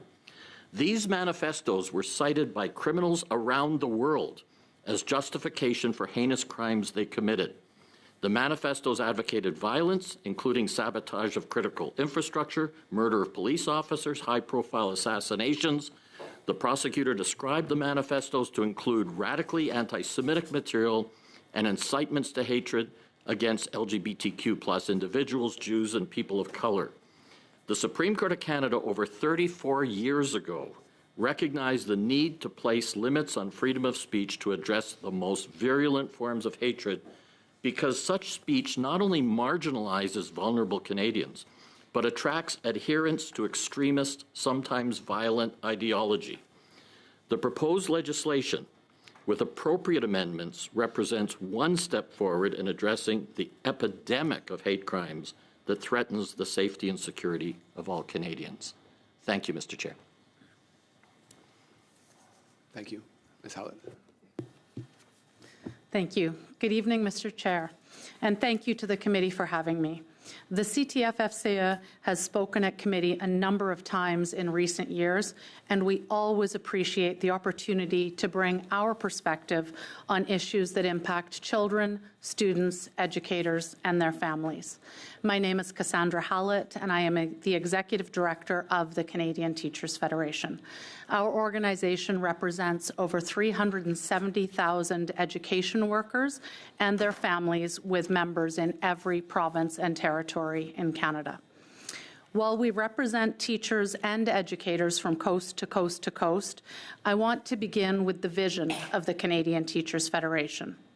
A Canada where every child has equitable access to quality public education. For us, among other things, that means every child gets to attend school without fear of intimidation, harassment, or hatred. Unfortunately, the CTF-FCA and our member organizations in every province and territory have observed a rise in the level of what we feel is hate-fueled language and protest in Canada. This language has manifested itself into a climate where students and school staff no longer feel completely safe. Educators and teachers have been targets of public pressure to stop teaching topics in provincially or territorially mandated curricula, such as climate change, the importance of racial or gender inclusion, or the value of gender equity. There has been an eruption of distrust in educators, with the public questioning whether the protection and well-being of students is a priority. This lack of trust is shocking, not only when you consider the fact that the overwhelming majority of educators enter the profession because of their passion for teaching and educating, but also because most education workers are more likely to have children of their own than workers in any other industry. The newfound skepticism education staff and students feel leaves education staff and students feeling like school is no longer the safe and protected space that many people previously believed was the norm.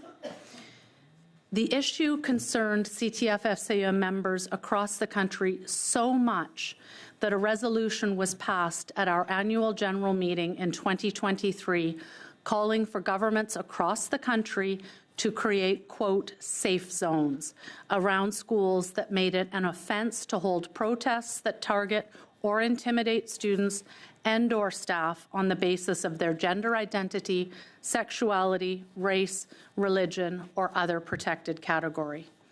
Children, educators, and their families deserve to go to their places of learning and their places of work with the knowledge that intimidation and hatred will not be tolerated.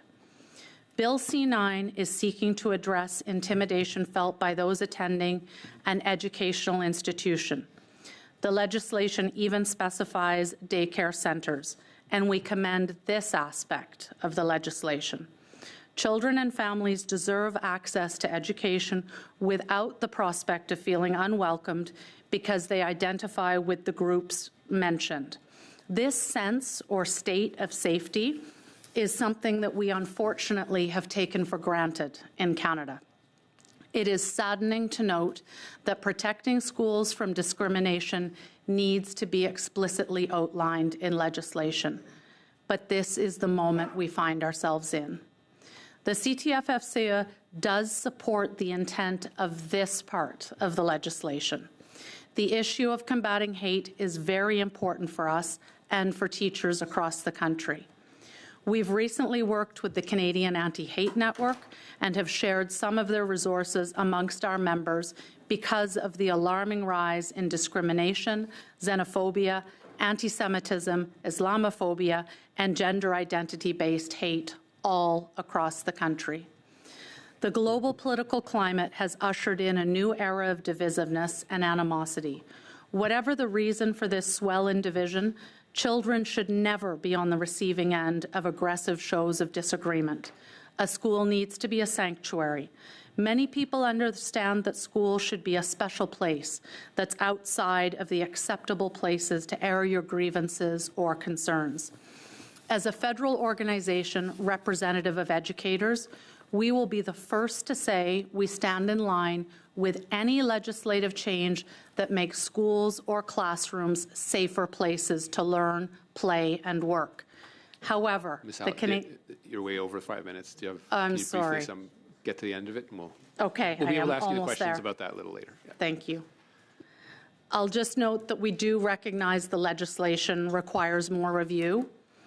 We look to the positions of other organizations, including our partners, such as EGAL, the Black Legal Action Centre, the Canadian Muslim Public Affairs Council, or the Canadian Labour Congress, who have legitimate concerns with this legislation. And I will stop there out of time. Apologies. Thank you. Thank you.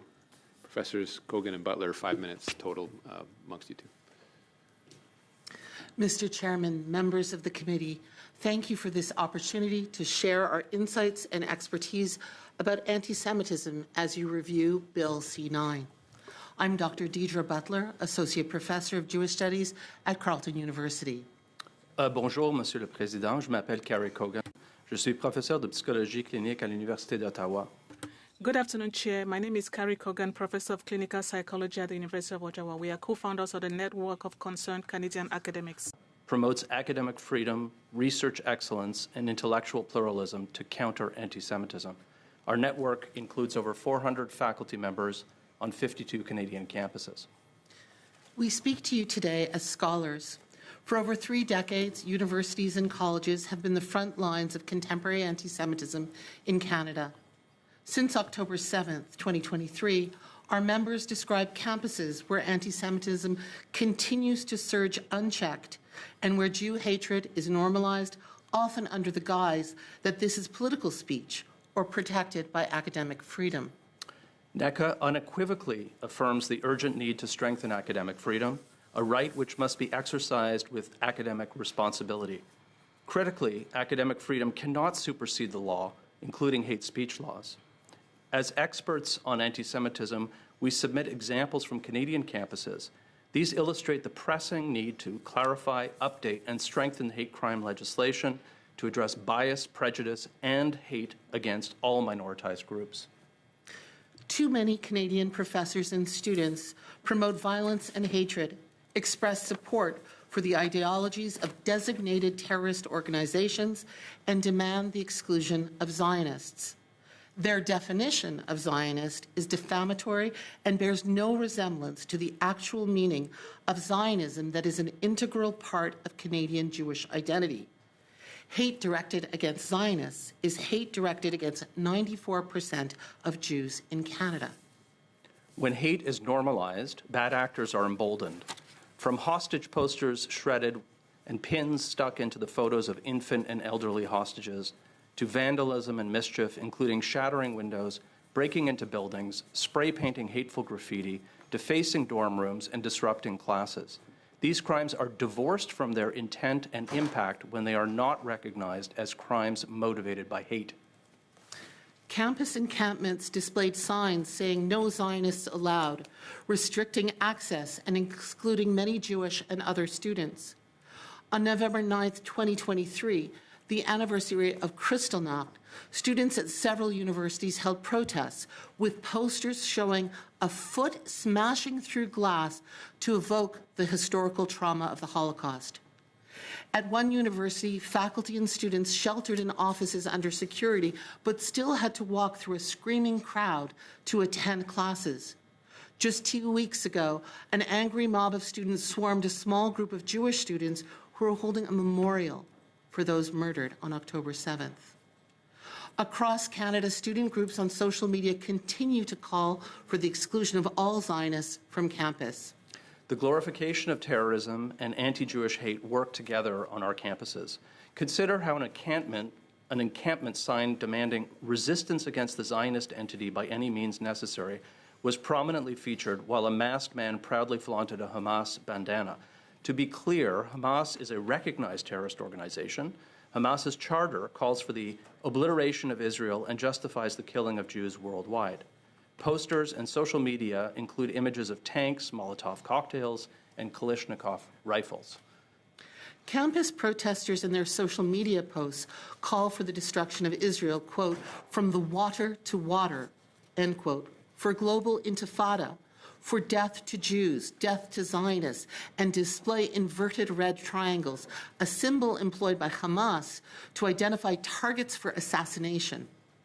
Professors encourage and sometimes require for-course credit, participation and support of protests and actions that frequently amplify these terror messages and symbols. Some even celebrate October 7th massacre. So as scholars, we support the efforts of this government in addressing rising hate in developing C9. We support the recognition of C9 of intimidation and impeding access to space. As we have illustrated, terror symbols and the promotion of terrorist ideologies are key tools for propagating hate on campuses. We support the proposal by Mark Sandler and ALCA that a separate charge of willful promotion of terrorism should be introduced, as well as the amendment to the bill dropping the requirement for evidence of hateful intent when terrorist symbols are displayed. We speak to you today as professors who research anti-Semitism with examples from campuses across Canada. Hatred undermines the university's mission of advancing knowledge and training future Canadians. Hatred impedes the free flow of ideas that drive innovation and creativity essential to the future of Canada. When identity-based hate is allowed to flourish on campus, no one is safe. Ultimately, all of society is diminished. Thank you. Thank you, Mr. Silver. Honorable député, merci. Honourable Members of Parliament, thank you for giving me this opportunity to address the committee. This study on the hate crime bill is very relevant at this time when we are experiencing a real crisis of hatred. Here over the past 5 years, with nearly 20,000 incidents reported by police. Most of these crimes target Canadians based on their race, religion, or sexual orientation. This rapid rise is underpinned by what feels like a culture of impunity surrounding incitement to hate. History has taught us that the most unspeakable of crimes begin with incitement. The Holocaust did not begin with gas chambers, it began with words. The stereotyping and dehumanization of Jews, in the same way that the killing fields of the genocide against the Tutsi in Rwanda started with radio propaganda calling them cockroaches. The Supreme Court of Canada enshrined this principle in law, affirming that Léon Mugesera, who was then living in Quebec, was responsible for participating in the genocide against the Tutsis due to his hateful speech and should be deported, even if he hadn't been in Rwanda when the killings themselves occurred. In the hate speech trilogy of Supreme Court cases in 1990, Keekstra, Taylor, and Andrews, the court affirmed the constitutionality of restrictions on hate speech. This was further enshrined and refined by courts in the subsequent decades, always holding that hate speech can be proscribed in compliance with the Canadian Charter of Rights and Freedoms. Not only are hate speech prohibitions not in breach of the Charter, they actually help protect it. Hate is an assault on the inherent dignity of the person, on the equal dignity of all people, on the right of minorities to protection from group vilifying hate, and on Canada's international treaty obligations. There is no right to use one's freedom of expression to infringe upon the rights of others. The Combating Hate Act makes a meaningful contribution to protecting Canadians and promoting human rights in the face of rising hate crime. The provisions on hate symbols and the targeting of community institutions are particularly important as a matter of principle and policy. Banning the willful promotion of hatred against an identifiable group by displaying specific Nazi or terrorist hate symbols in public addresses a leading form of incitement today. These hate symbols represent violence and are anti-democratic in nature. Such expression vilifies and excludes targeted minorities, incites harm against them, and undermines broader human rights norms. Neo-Nazism and any of the designated terrorist groups are a danger to Canadians. Their hate symbols send a clear message. A Nazi symbol tells Holocaust survivors they are not safe or equal in Canada and encourages white supremacists to act against them. The ISIS flag tells Yazidis and minority Muslim survivors of terrorist atrocities such as the Ahmadiyyas and Ismailis that they are targets in Canada and encourages Islamist extremists to act against them. These are hate groups that murder, maim, and menace Canadians and seek to dismantle democracy. That is what their symbols represent. Criminalizing the intimidation or the impeding of access to a community institution associated with a minority group, such as a daycare, seniors' residence, or place of worship, protects the freedoms of vulnerable people. No Canadian, whether a Jewish toddler being dropped off at daycare, a Muslim going to mosque, or an LGBTQ+ person attending an event at their community center, should face hateful harassment and obstruction in their neighborhoods. Now, there are always legitimate legal debates surrounding any legislation being proposed.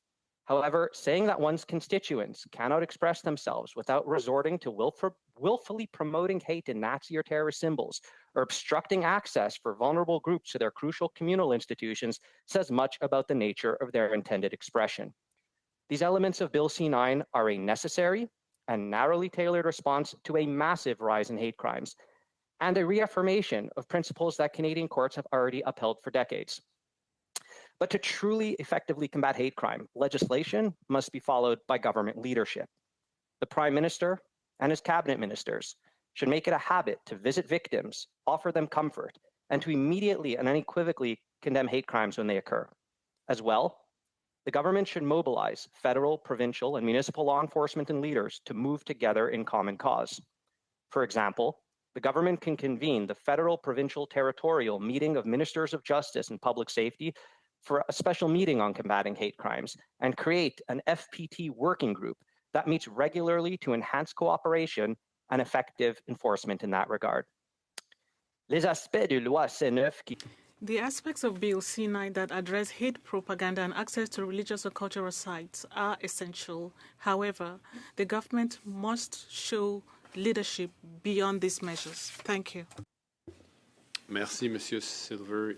Thank you, Mr. Silva. Thank you, all witnesses. We will start the first round, starting with Mr. Barber, 6 minutes, and Madame Latencio, and then Mr. Fortin.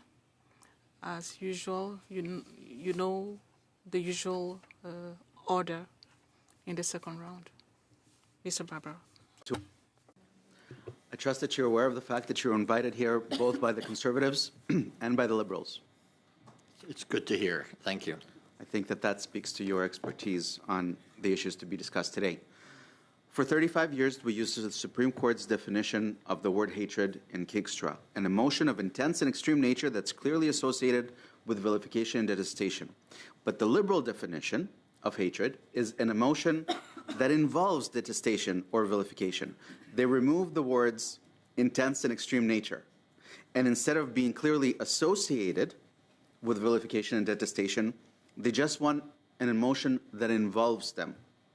Am I wrong to think that the liberal definition of hatred prescribes a significantly lower bar to convict of hate speech?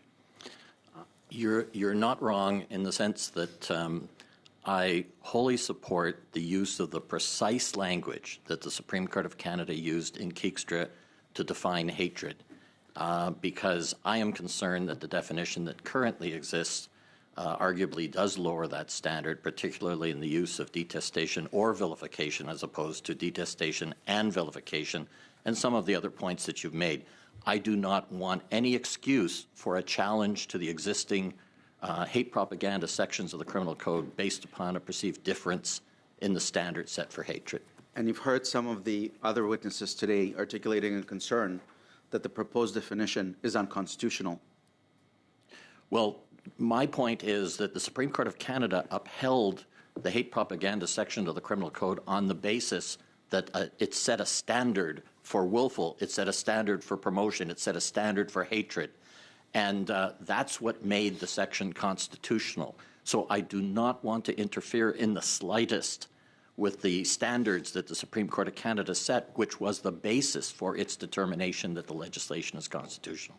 Bill C-9 removes the requirement of the Attorney General's consent for the allaying of hate speech offenses. Are you concerned that politically motivated crowns or police may initiate prosecutions that aren't appropriate? And specifically, to go further, that vexatious litigants may litigate private prosecutions for hate speech and appeal decisions that try to end or block such prosecutions?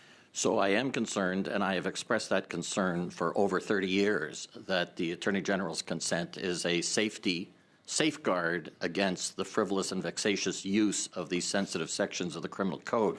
That's why I've proposed either the retention of the Attorney General's consent, notwithstanding the difficulties at times in getting that consent or getting that consent in a timely way, or as an acceptable alternative that the consent be retained for privately initiated investigations, because that's the real danger, the privately laid charges.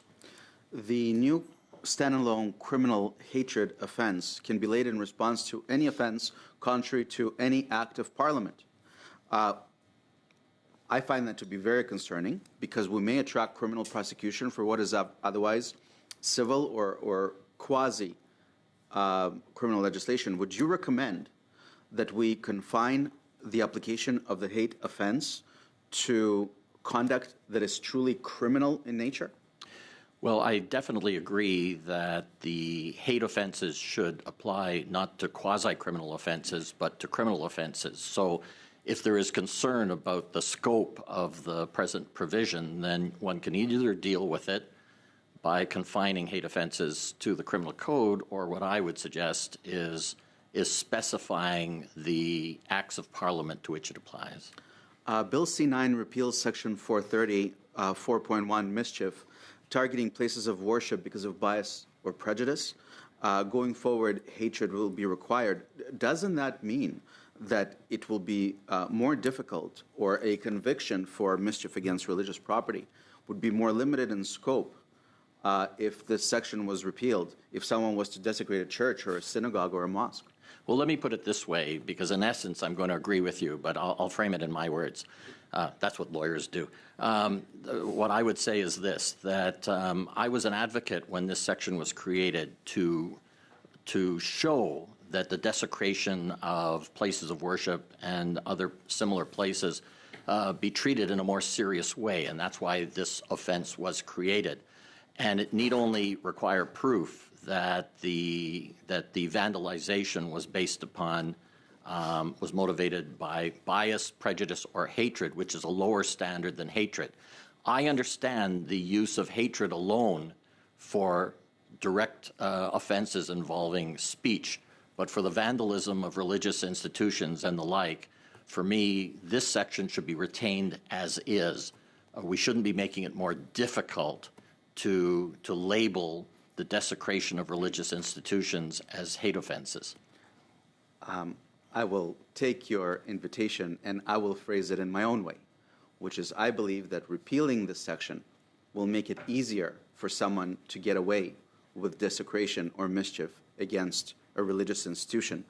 Mr. Sandler, if a person intimidates someone as they're walking in, if they obstruct and intimidate someone as they're walking into their religious institution or their educational institution, isn't that already criminal under the criminal code? It could be mischief, it could be intimidation, it could be assault. So as I said, so the answer is yes. What I've said is that the current proposed intimidation or obstruction sections don't make criminal conduct that is not already criminal. In my view, they send a signal to those who would be minded to commit these offenses. They assist law enforcement in giving priority to them, and they enhance sentences for it, but they do not criminalize conduct that is not already criminal. Ms. Latanzio. Thank you, Mr. Chair. Thank you for being here today and providing us your insights on this important piece of legislation. My question will be directed to you, Ms. Hallett. First off, I just want to, as a former school board commissioner and mom of 3 kids, I just want to, commend the work of teachers that they do on a daily basis. And I profoundly believe that education starts at a very, very young age with our kids. And I think it is important, as you stated, that we provide them with a very safe environment conducive for them to learn and to explore and to have exchange of ideas and values and thoughts. With that being said, teachers across Canada are seeing more hate and intolerance in schools. So how can Bill C9, in your opinion, reinforce the values that we see in the majority of our schools, which is safety, respect, and inclusion? Very much.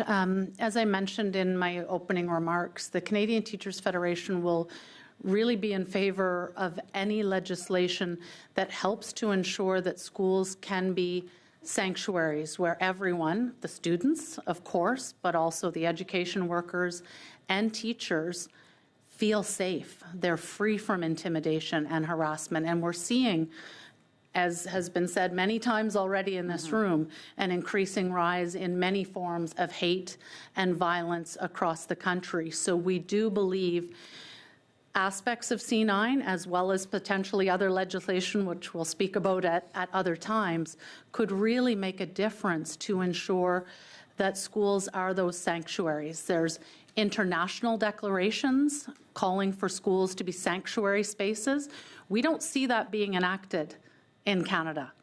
And we really do think that much greater clarity is needed in legislation so teachers can teach provincially and territorially approved curricula free from aggressive, hateful actions, protests, etc. And so that students who may identify from a vulnerable group can be safe going to school. That's one of our biggest concerns. And so from your perspective, how does the law, Bill C9, complement the work that teachers are already doing in order to build that inclusive spirit in our classroom, in their classrooms? As mentioned, we appreciate the specific designation or reference to daycare centers in the legislation. There could certainly be more in the legislation related to schools, the K-12 system. Even though we recognize K-12 schooling are provincial and territorial jurisdiction, public safety is federal. And can you provide examples of what work could be done? We could certainly follow up with some specific language if that would be helpful. Sure. You can submit something in writing to the committee and that would be looked at. Thank you. Over to you, Mr. Sadler. I just want to come back on the questions that were asked by my colleague, this idea of having a criminal offense and the civil component to it. And I'm very much interested in terms of, because we want to get this right, we just want to make sure that the law will have the effects that it's supposed to have. So in your opinion, I just wanted to have a clarification and a better understanding on the separation of the two and how you see it and how we can make sure that this piece of legislation would address exactly that hate and that it would be criminal in its nature. Thank you for your question. I think what Mr. Baber was raising with me is the fact that the hate offense as currently defined applies to any criminal code offense as well as any offense under any federal statute.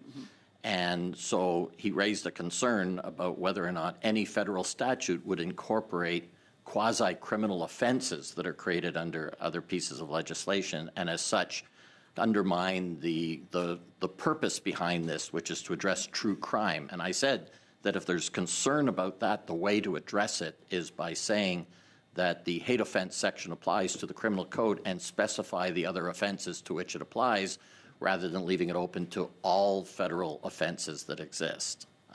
Let's face it, this is going to be applicable, based upon my experience, in 99.9% cases to criminal code offenses. Right. So that's really where you want to strike at, labeling offenses as hate offenses that are conventional offenses under the criminal code, but also have the hate motivation. Thank you. I have no further questions. Merci, Monsieur le Président. Thank you, Chair. Thank you, witnesses, for being here. Thank you, Ms. Hallett, Madam Butler, and Mr. Colgan, for your position in favor of our kids in our schools. My spouse is a teacher. I have children and grandchildren, and we are always concerned by the disasters going on in our school. Thank you for the work you do. Mr. Sandler, very quickly, as you know, I don't have much time.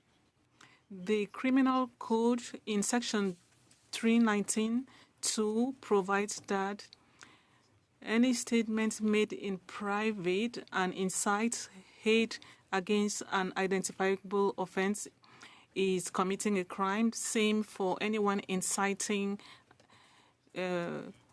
anti-Semitism. These two provisions prohibit inciting hatred or anti-Semitism are also associated with an exception, saying that no one could be found guilty of the section if, out of good faith, they expressed a topic or an opinion on the basis of a religious text they believe in, and they could present arguments to justify that exception or defense. In your opinion, should it be withdrawn from the criminal code or should it stay in the criminal code? So the answer is that when we originally argued this case in the Supreme Court of Canada, the court relied upon the existence of those defenses to uphold the constitutionality of the hate propaganda sections. So I have some concerns about how the religious defense is being interpreted, because I think it's over-interpreted in a way that people think it gives a defense to religious expression when it doesn't, based upon the words "in good faith." So I'm very sympathetic to your position that that defense should be omitted, and that willful promotion of hatred should remain constitutional, notwithstanding its omission. But I'm concerned that it would reopen the constitutionality of the provision. So it's with some reluctance that I respectfully disagree with removing the section, though I'm very sympathetic to why it should be removed in your view.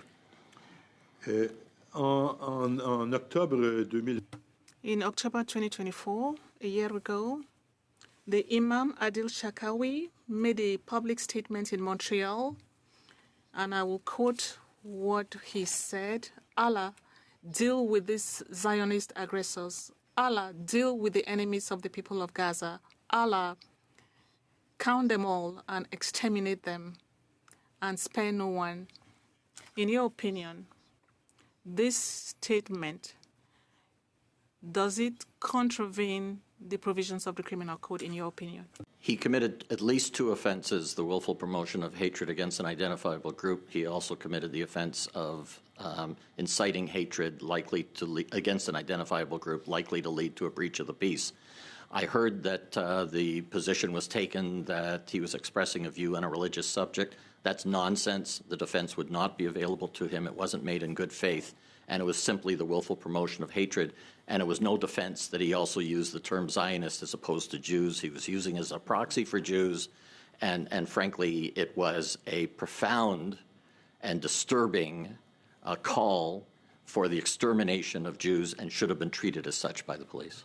Merci, Maître Sandler. Il reste pas beaucoup. Thank you. I don't have much time left. Let me now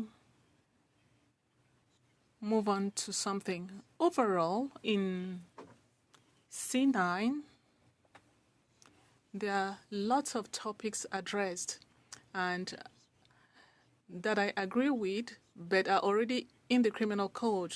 You discussed this with other colleagues who asked questions before me. Now, adopting a bill that duplicates what is already in the criminal code, is this not counterproductive, as it may be opening doors to interpretations that were not there before?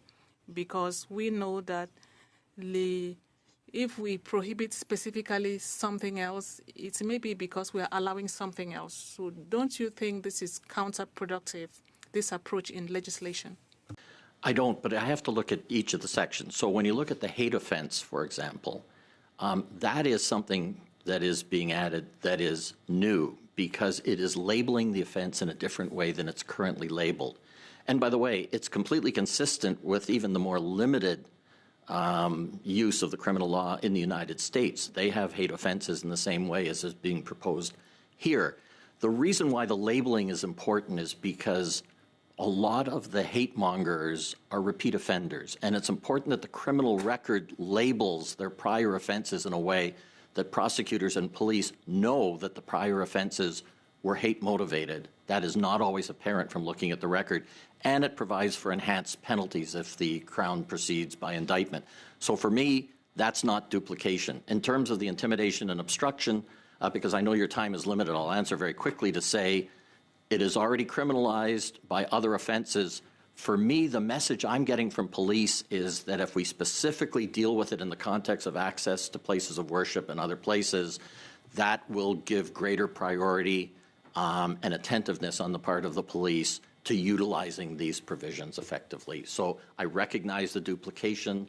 I would normally agree with you that we don't simply duplicate for the sake of duplication, but for me, I think there's some important messaging through the use of those provisions. Thank you. Merci. Thank you, Mr. Sandler. We'll do a complete second round, starting with Mr. Lawton, House Father, Fortin Gunn, and then Chang. The third round, I'll do some slicing and dicing to come up with something reasonable. So I'll get back to everyone on the complex math involved. But Mr. Lawton, please begin. Thank you. Mr. Silver, you had alluded to the importance of political leadership, and I actually agree that in the context of C9, we have to look at the broader context of hate and its origins. You would, I'm assuming, be aware in August there was an open letter signed by several Liberal members of Parliament condemning the rise of anti-Semitism. What do you make of the fact that only 31 Liberal MPs, a very slim minority, signed that letter?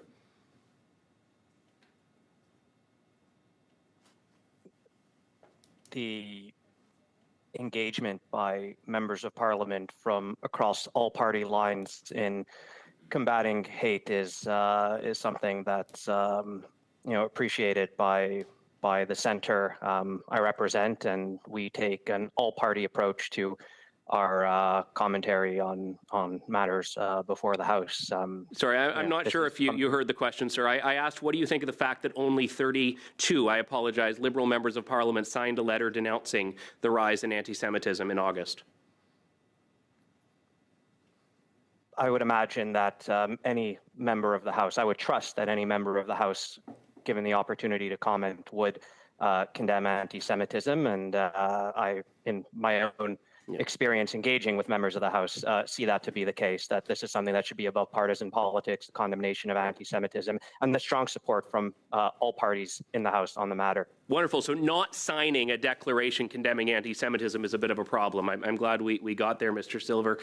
Your organization's founder, Irwin Cotler, had actually advised Mr. Anthony Housefather, a Liberal member of Parliament, to leave the Liberal caucus over anti-Semitism at the Liberal Party. Do you agree with Mr. Cotler's advice?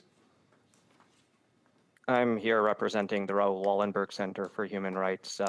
You can feel free, you might want to consider addressing any questions about Professor Cotler's views on any particular electoral matter to him directly, I'd be pleased to comment on any aspects of Bill C9. But you did mention political leadership as being important. Do you think there has been leadership from the Liberal Party on anti-Semitism in the last 2 years?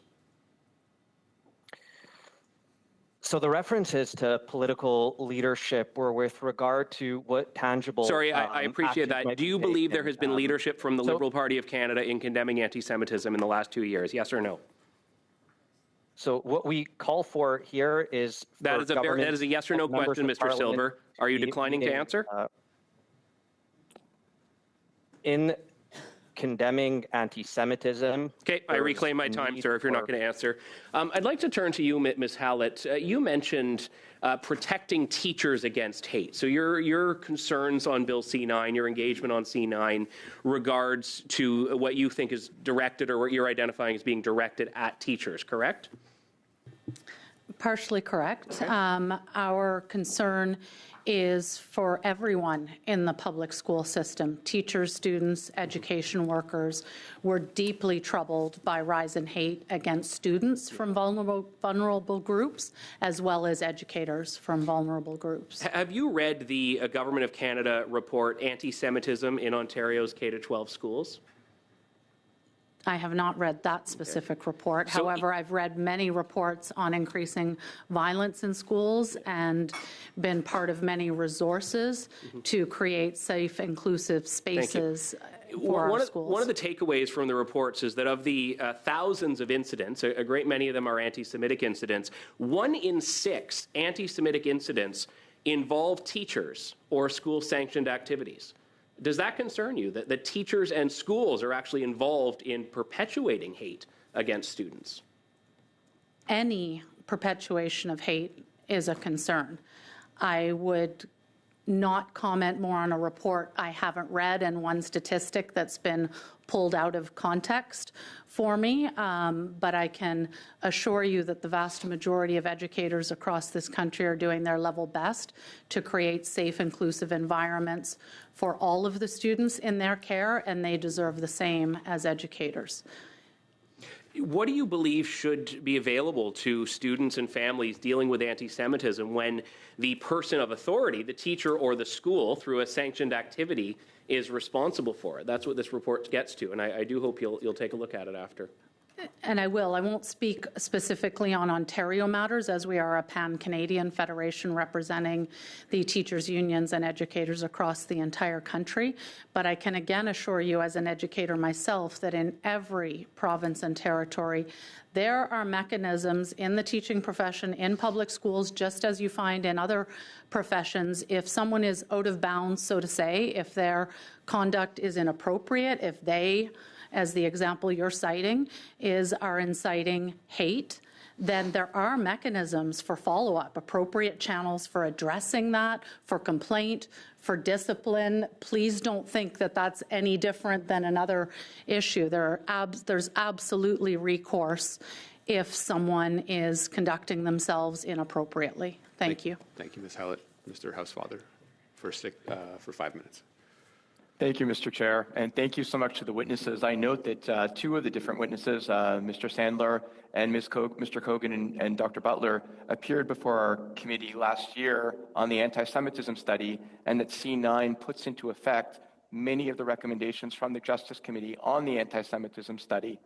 I would also note that the letter that was referred to by my colleague, Mr. Lawton, actually endorsed each and every one of the recommendations from the anti-Semitism study, some of which Mr. Lawton doesn't endorse. So he would not have signed that letter. And I don't think it was a simple condemnation of anti-Semitism. It was actually a detailed request to government to implement measures, many of which are reflected in this law, C9. So let me ask, Mr. Silver, do you agree that regardless of whether some of these measures in C9 would essentially reformulate certain elements in the criminal code, that they send an important message to police and to prosecutors, and send an important message to provinces and municipalities that these are important to the federal government within our sphere of jurisdiction, that we want them to act because a lot of the complaints have been that they are not acting. For example, the intimidation and obstruction offenses. Do you feel that these intimidation and obstruction offenses will assist police in actually charging people who are blocking access to buildings?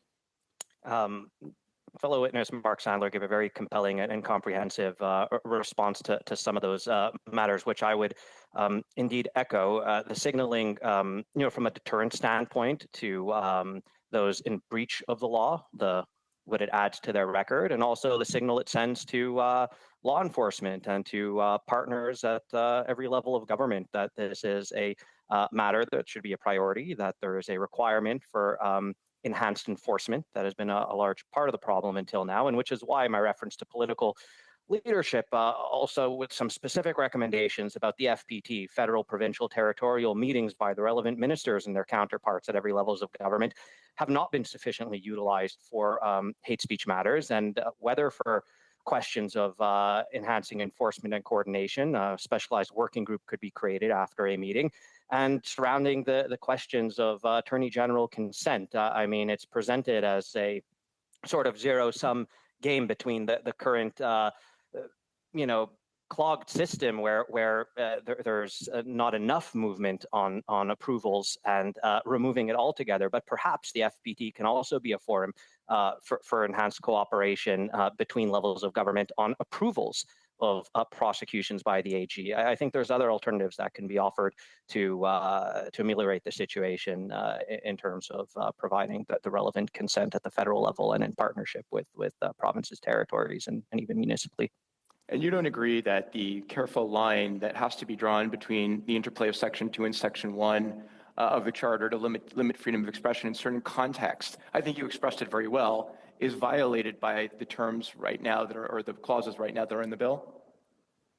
And I would add that, there are other relevant sections of the Charter as well. Section 15 on equality, Section 27 on multiculturalism. There are multiple Charter values that come into play, and quite consistent Supreme Court decisions throughout several decades that uphold that narrowly tailored restrictions regarding hate speech actually align with not only Section 1 being a valid restriction, but also uphold the other sections of the Charter that espouse core Canadian values.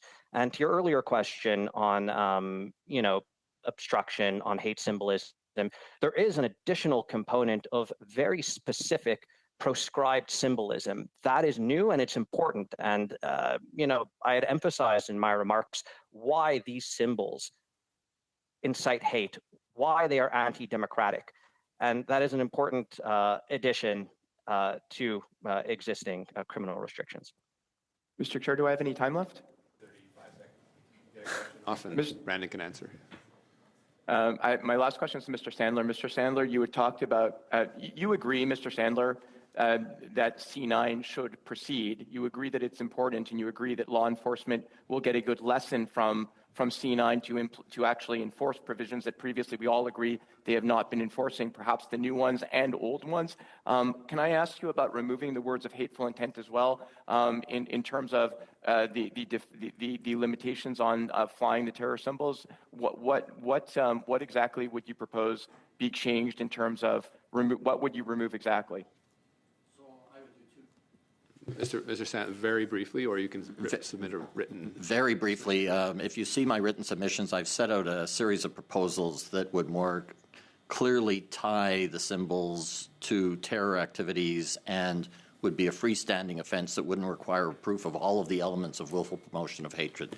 So I've set that out in more detail in my written submissions, Mr. Housefather. Thank you so much. Thank you both. Monsieur Fortin, comme d'habitude, 2 minutes et demie. Merci, Monsieur le Président. Thank you, Chair. Mr. Sandler, I understood from your testimony that you support C9. That's good.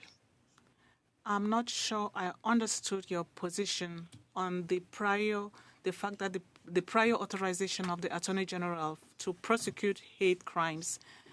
C9 is proposing to remove that requirement. Do you think it's a good idea, or should we maintain the prior consent of the Attorney General? Well, I've said that I support C9 with the qualifications that are set out in my written submissions. One of the qualifications is I do not support the removal of the Attorney General's consent altogether. So I see two alternatives. One is that you retain the Attorney General's consent as a safety measure against the misuse of these sections. The alternative is that you retain it at least in relation to private prosecutions, because that's where the real mischief will take place. Merci, Professor Sandler. Professor Butler. Thank you, Mr. Sandler. Professor Butler, I would like to ask you the same question. Sorry, I made a mistake. It's Mr. Silva. Mr. Silva, I'll ask you the same question. In your opinion, the provisions of the Criminal Code that require prior authorization from the Attorney General before prosecution, should we uphold them or remove them as C9 proposes? Thank you, Mr. Faulkner. I share Mr. Sandler's opinion. I propose that there may be other solutions as well. We may create a more efficient system. The consent of the Attorney General may be more rapid, more efficient.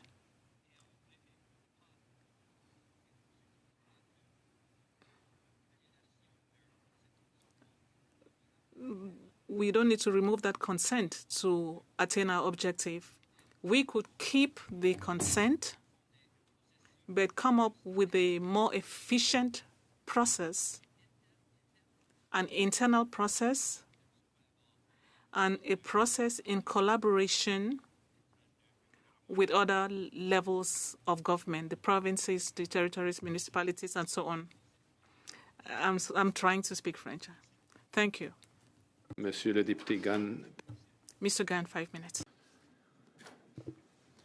Mr. Sandler, if the bill C9 isn't amended significantly, if the provisions remain as far as the AG, removing the requirement for the AG consent and as well as the watered-down definition of hate, could you support this bill in its current form? The simple answer is no. I want to see, I need to see movement on the Attorney General's consent, and I need to see movement on the definition of hatred. Do you believe that you made some other points? I can't remember which question you were responding to, but you were talking about, I believe it maybe was a preacher in Montreal that you believed had violated the law as they are written. Do you believe that the laws in Canada, particularly those that pertain to the incitement of violence, are enforced equally and consistently across the country today? Boy, that's a question that could occupy an hour of time. The bottom line is that I work with law enforcement right across the country. I do not believe that the current measures are enforced in the same way in every jurisdiction.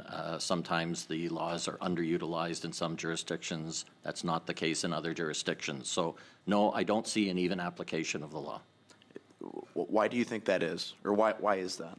Well, I've set out in a discussion paper that was presented at the National Forum on Anti-Semitism a series of issues that I think have to be addressed. The first is that police officers have to be acquainted with all of the legal measures that are available to them to combat hate, and sometimes police officers are unaware of those provisions that exist. The second is police officers have to understand what forms of hatred exist in the context of anti-Semitism, what contemporary anti-Semitism looks like. They've got to understand what it means in order to apply the law effectively. And third, they have to be supported by whether it's municipal police service boards or municipalities, if they're municipal police forces. In other words, they don't direct the day-to-day decisions made by police, but they have to demonstrate a zero tolerance for anti-Semitism and other forms of hatred. They have to create policies on policing that should be implemented by the police force, and I see some of that not taking place right across the land. With the concerns that you raised earlier that you then connected to not being able to support the bill in its current form, if the bill does pass in its current form without those modifications, what do you think are the what are the largest or most likely potentials for abuse, or the most worrisome potential elements for abuse? Well, the two that concern me the most, the first is that I don't want to see in this highly politicized environment that we live in, private prosecutions being laid, for example, against Zionists just for being Zionists. And that's what we're going to see, efforts to weaponize the sections of the criminal code. And that could take place regardless of whether this legislation passes or not.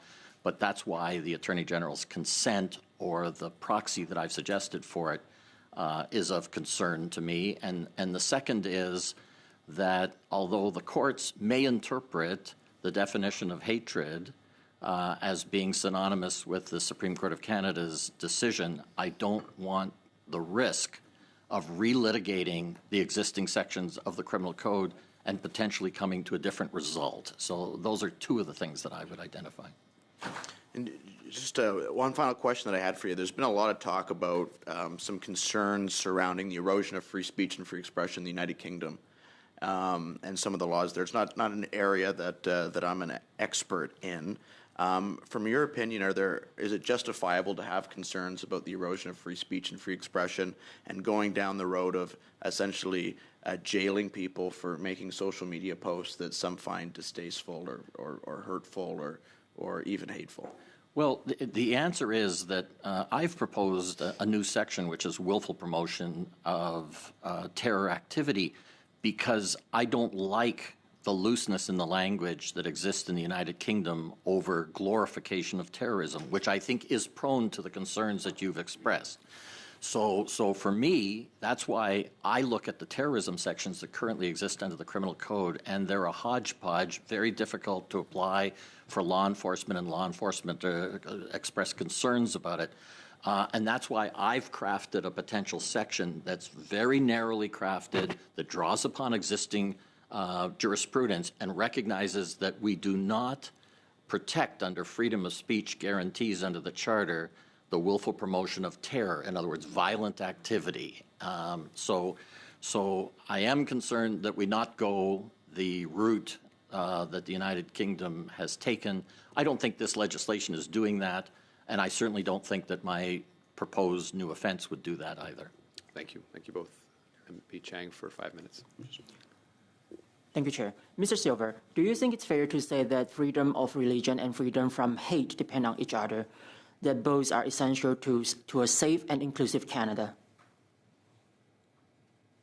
Yes, and that's recognized in the Charter itself and in the precedent of the Supreme Court on hate speech provisions that were, as my fellow witness, Mr. Sandler, referred to, have been litigated in the past. They need not be relitigated. Protecting vulnerable groups from group vilifying hate ensures their equal participation in society, and anything less is an erosion of democratic norms that allow the fulsome participation of every Canadian, regardless of their background, in public discourse and in living their lives freely. Thank you. Your organization has long championed for the protection of human rights and fight against anti-Semitism around the world. How does Bill C-9 advance Canada's broader leadership in these areas? Well, there was a reference as well in my remarks to Canada's international obligations. And while the focus has been largely domestic and quite understandably so in terms of existing precedent and policy, there's also a corpus of international law that this dovetails quite effectively with, mandating the upholding of equality protections and also validating prohibitions on group vilifying hate. So this also brings this legislation, and particularly the components that I referenced in my remarks, bring Canada's legislation as well in line with international standards. This is something that has, again, been decided domestically by the Supreme Court, and also there is a corpus of international law and a number of international cases that uphold the legality of these provisions. Thank you. This bill focuses on protecting access to religious and cultural spaces from hate-motivated interference. Why is this kind of protection especially important in today's climate? Well, as I referenced in the opening of my remarks, in the last 5 years alone, there's been an increase to 20,000 hate crimes. There's an exponential growth, and there needs to be a concerted effort to address it. Now, this legislation is certainly not a panacea. It won't provide all the answers, but I think the important signaling that it does, the deterrence effect that it may have on would-be criminals, and the prioritization it would encourage by law enforcement makes a meaningful impact in trying to tackle what is indeed a crisis, and not doing anything would be far worse. Thank you very much. And my next question is to Mr. Hollett. From your perspective, how does this legislation like this complement the effort teachers are already making to create inclusive, welcoming learning environment in Canadian schools?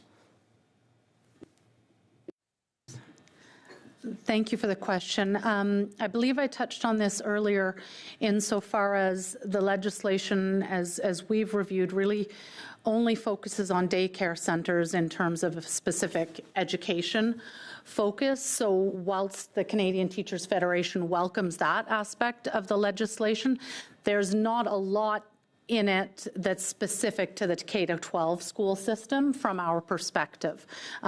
Does not mean it would be unhelpful, but we are really eager to see much more being done at all levels of government to ensure that schools are safe for, as I've said before, students and all of the education workers in the schools. So it's not counter to making schools safe necessarily, but it doesn't go very far in terms of K-12 schools.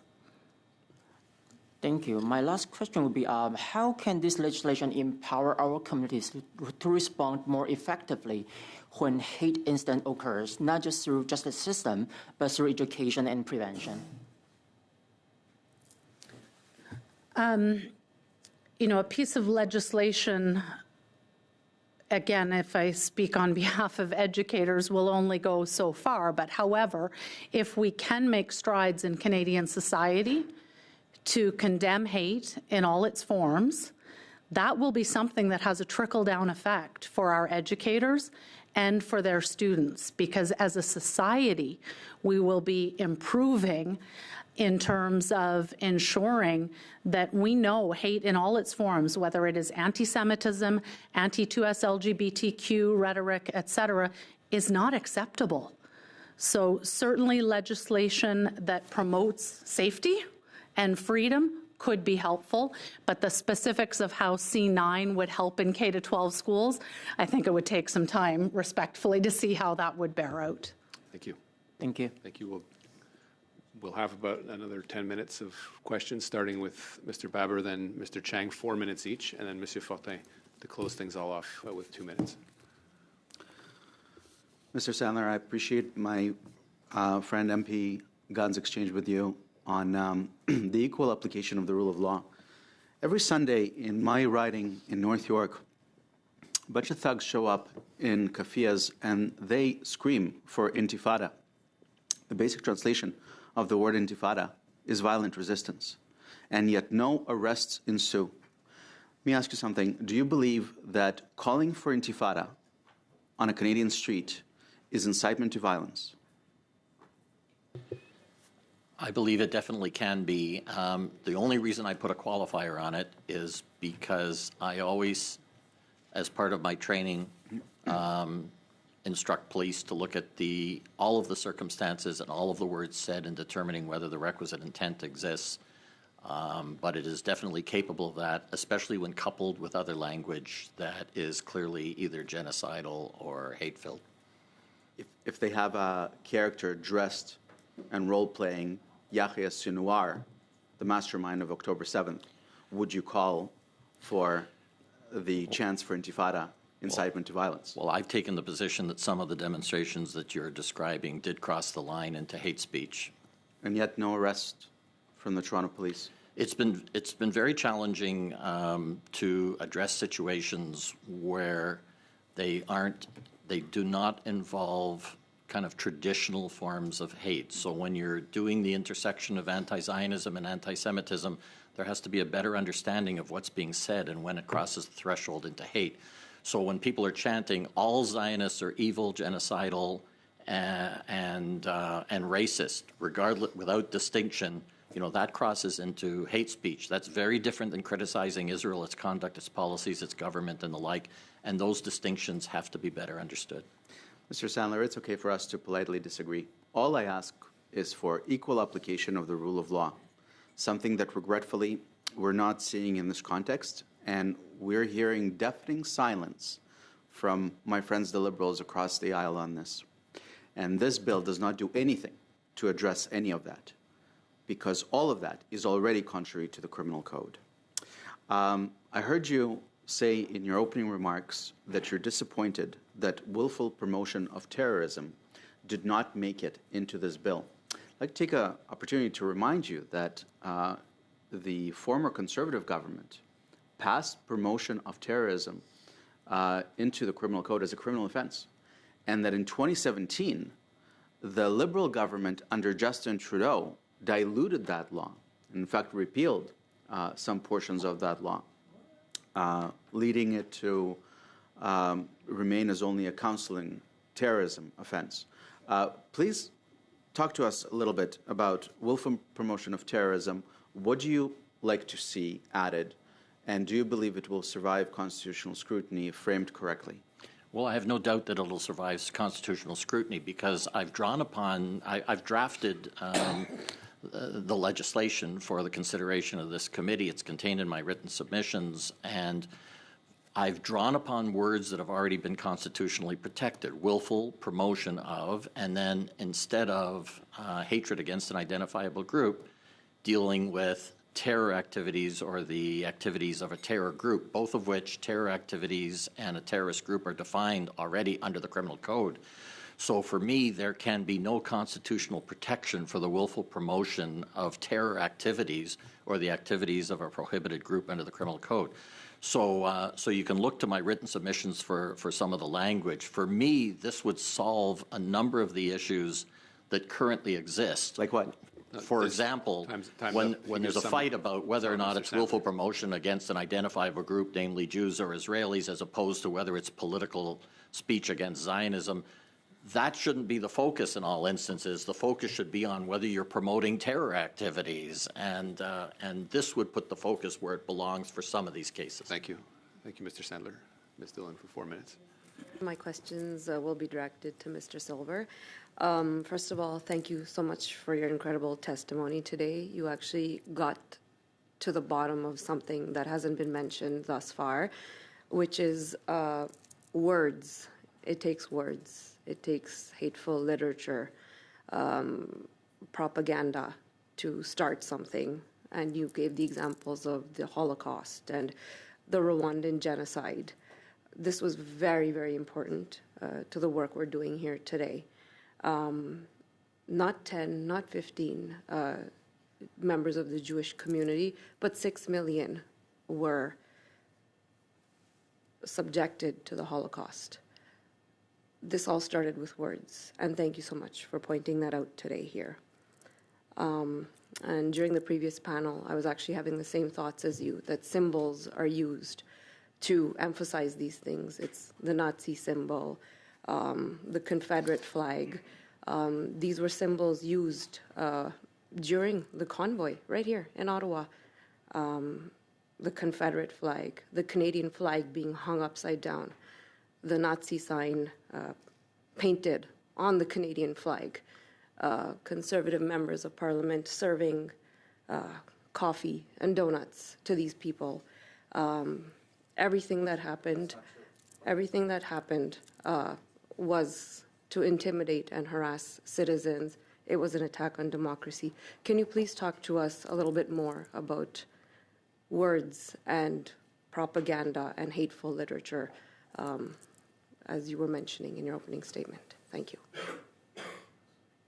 Thank you, MP Dillon, and without opining on any particular, instance within Canada, the legislation itself is incredibly important in identifying specific symbols that are used in the willful promotion of hatred. It's a very narrowly tailored and an elegant piece of legislation that tackles a growing problem.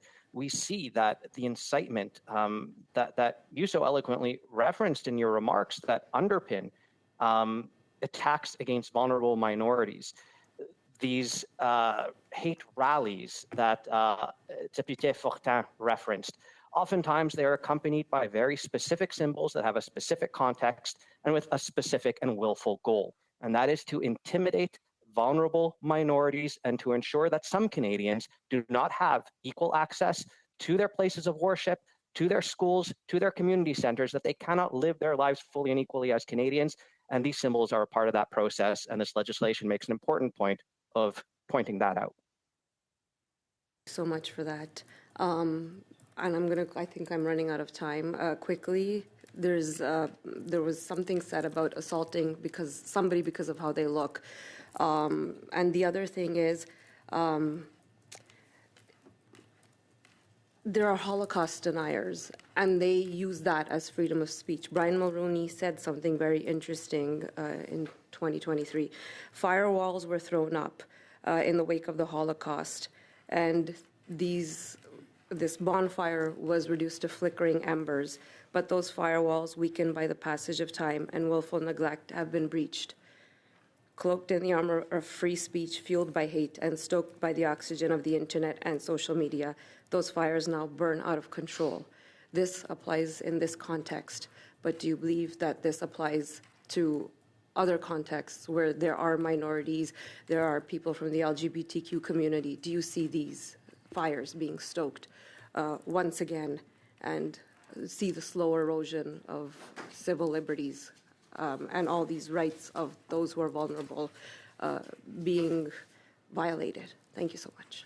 We won't have time for an answer, Mr. Silver. If you can please give a written, and that would be acceptable to us. So. To give a written answer. Thank you. Monsieur Fortin, 2 minutes. Merci, Monsieur le Président. Thank you, Chair. Madam Halat, I have only 2 minutes, but I will give them to you. Please tell us about the impact against hate symbols on our teachers and children in schools, and if possible, could you distinguish between the types of symbols we are talking about? Is it symbols identifying a criminal organization, or symbols identifying a terrorist organization, or any other types of symbols? In 2 minutes, please tell us the impact these symbols have on children and teachers in your schools. Oops, merci beaucoup. Thank you very much. Unfortunately, throughout the country, we are seeing a rise in violence and assaults in our schools, especially at elementary level. In our research throughout Canada, we have seen that there are indeed symbols influenced by social media, and this has a negative impact on our kids. To the extent that some don't feel comfortable and safe in schools. Others feel that they may become more aggressive because of the symbols. Do you have specific examples of the types of symbols? For example, we know that there were some T-shirts, Hamas flags. Let me think of the example in New Brunswick. We have symbols like cards that were sent by post against the LGBTQ community. It was clearly against that community, and that had a very negative impact on our children. And there are other examples throughout the country that we can share. Thank you very much. Thank you. Unfortunately, the time is up. Sure. Yeah, but I just want to thank the witnesses, and thank you for this was very helpful to the committee, and indeed this will probably translate into our views on the legislation. So I want to take the chance from the chair's position to thank all of you for that testimony today. Before the witnesses are dismissed, Mr. Chair, I just wanted to say I ran out of time before I could get to Professors Butler and Kogan, but I sensed they had a response to the government's report on anti-Semitism in Ontario schools, and I just wanted to ask if we could allow them to provide a written submission on anything they wish to share on that to the committee. Absolutely. Okay. Thank you very much. Thank you. Sorry, I wanted to get to you, but I ran out of time. Thank you. Thank you. And on that, I wish everyone a great Friday and a great weekend. Go Jays.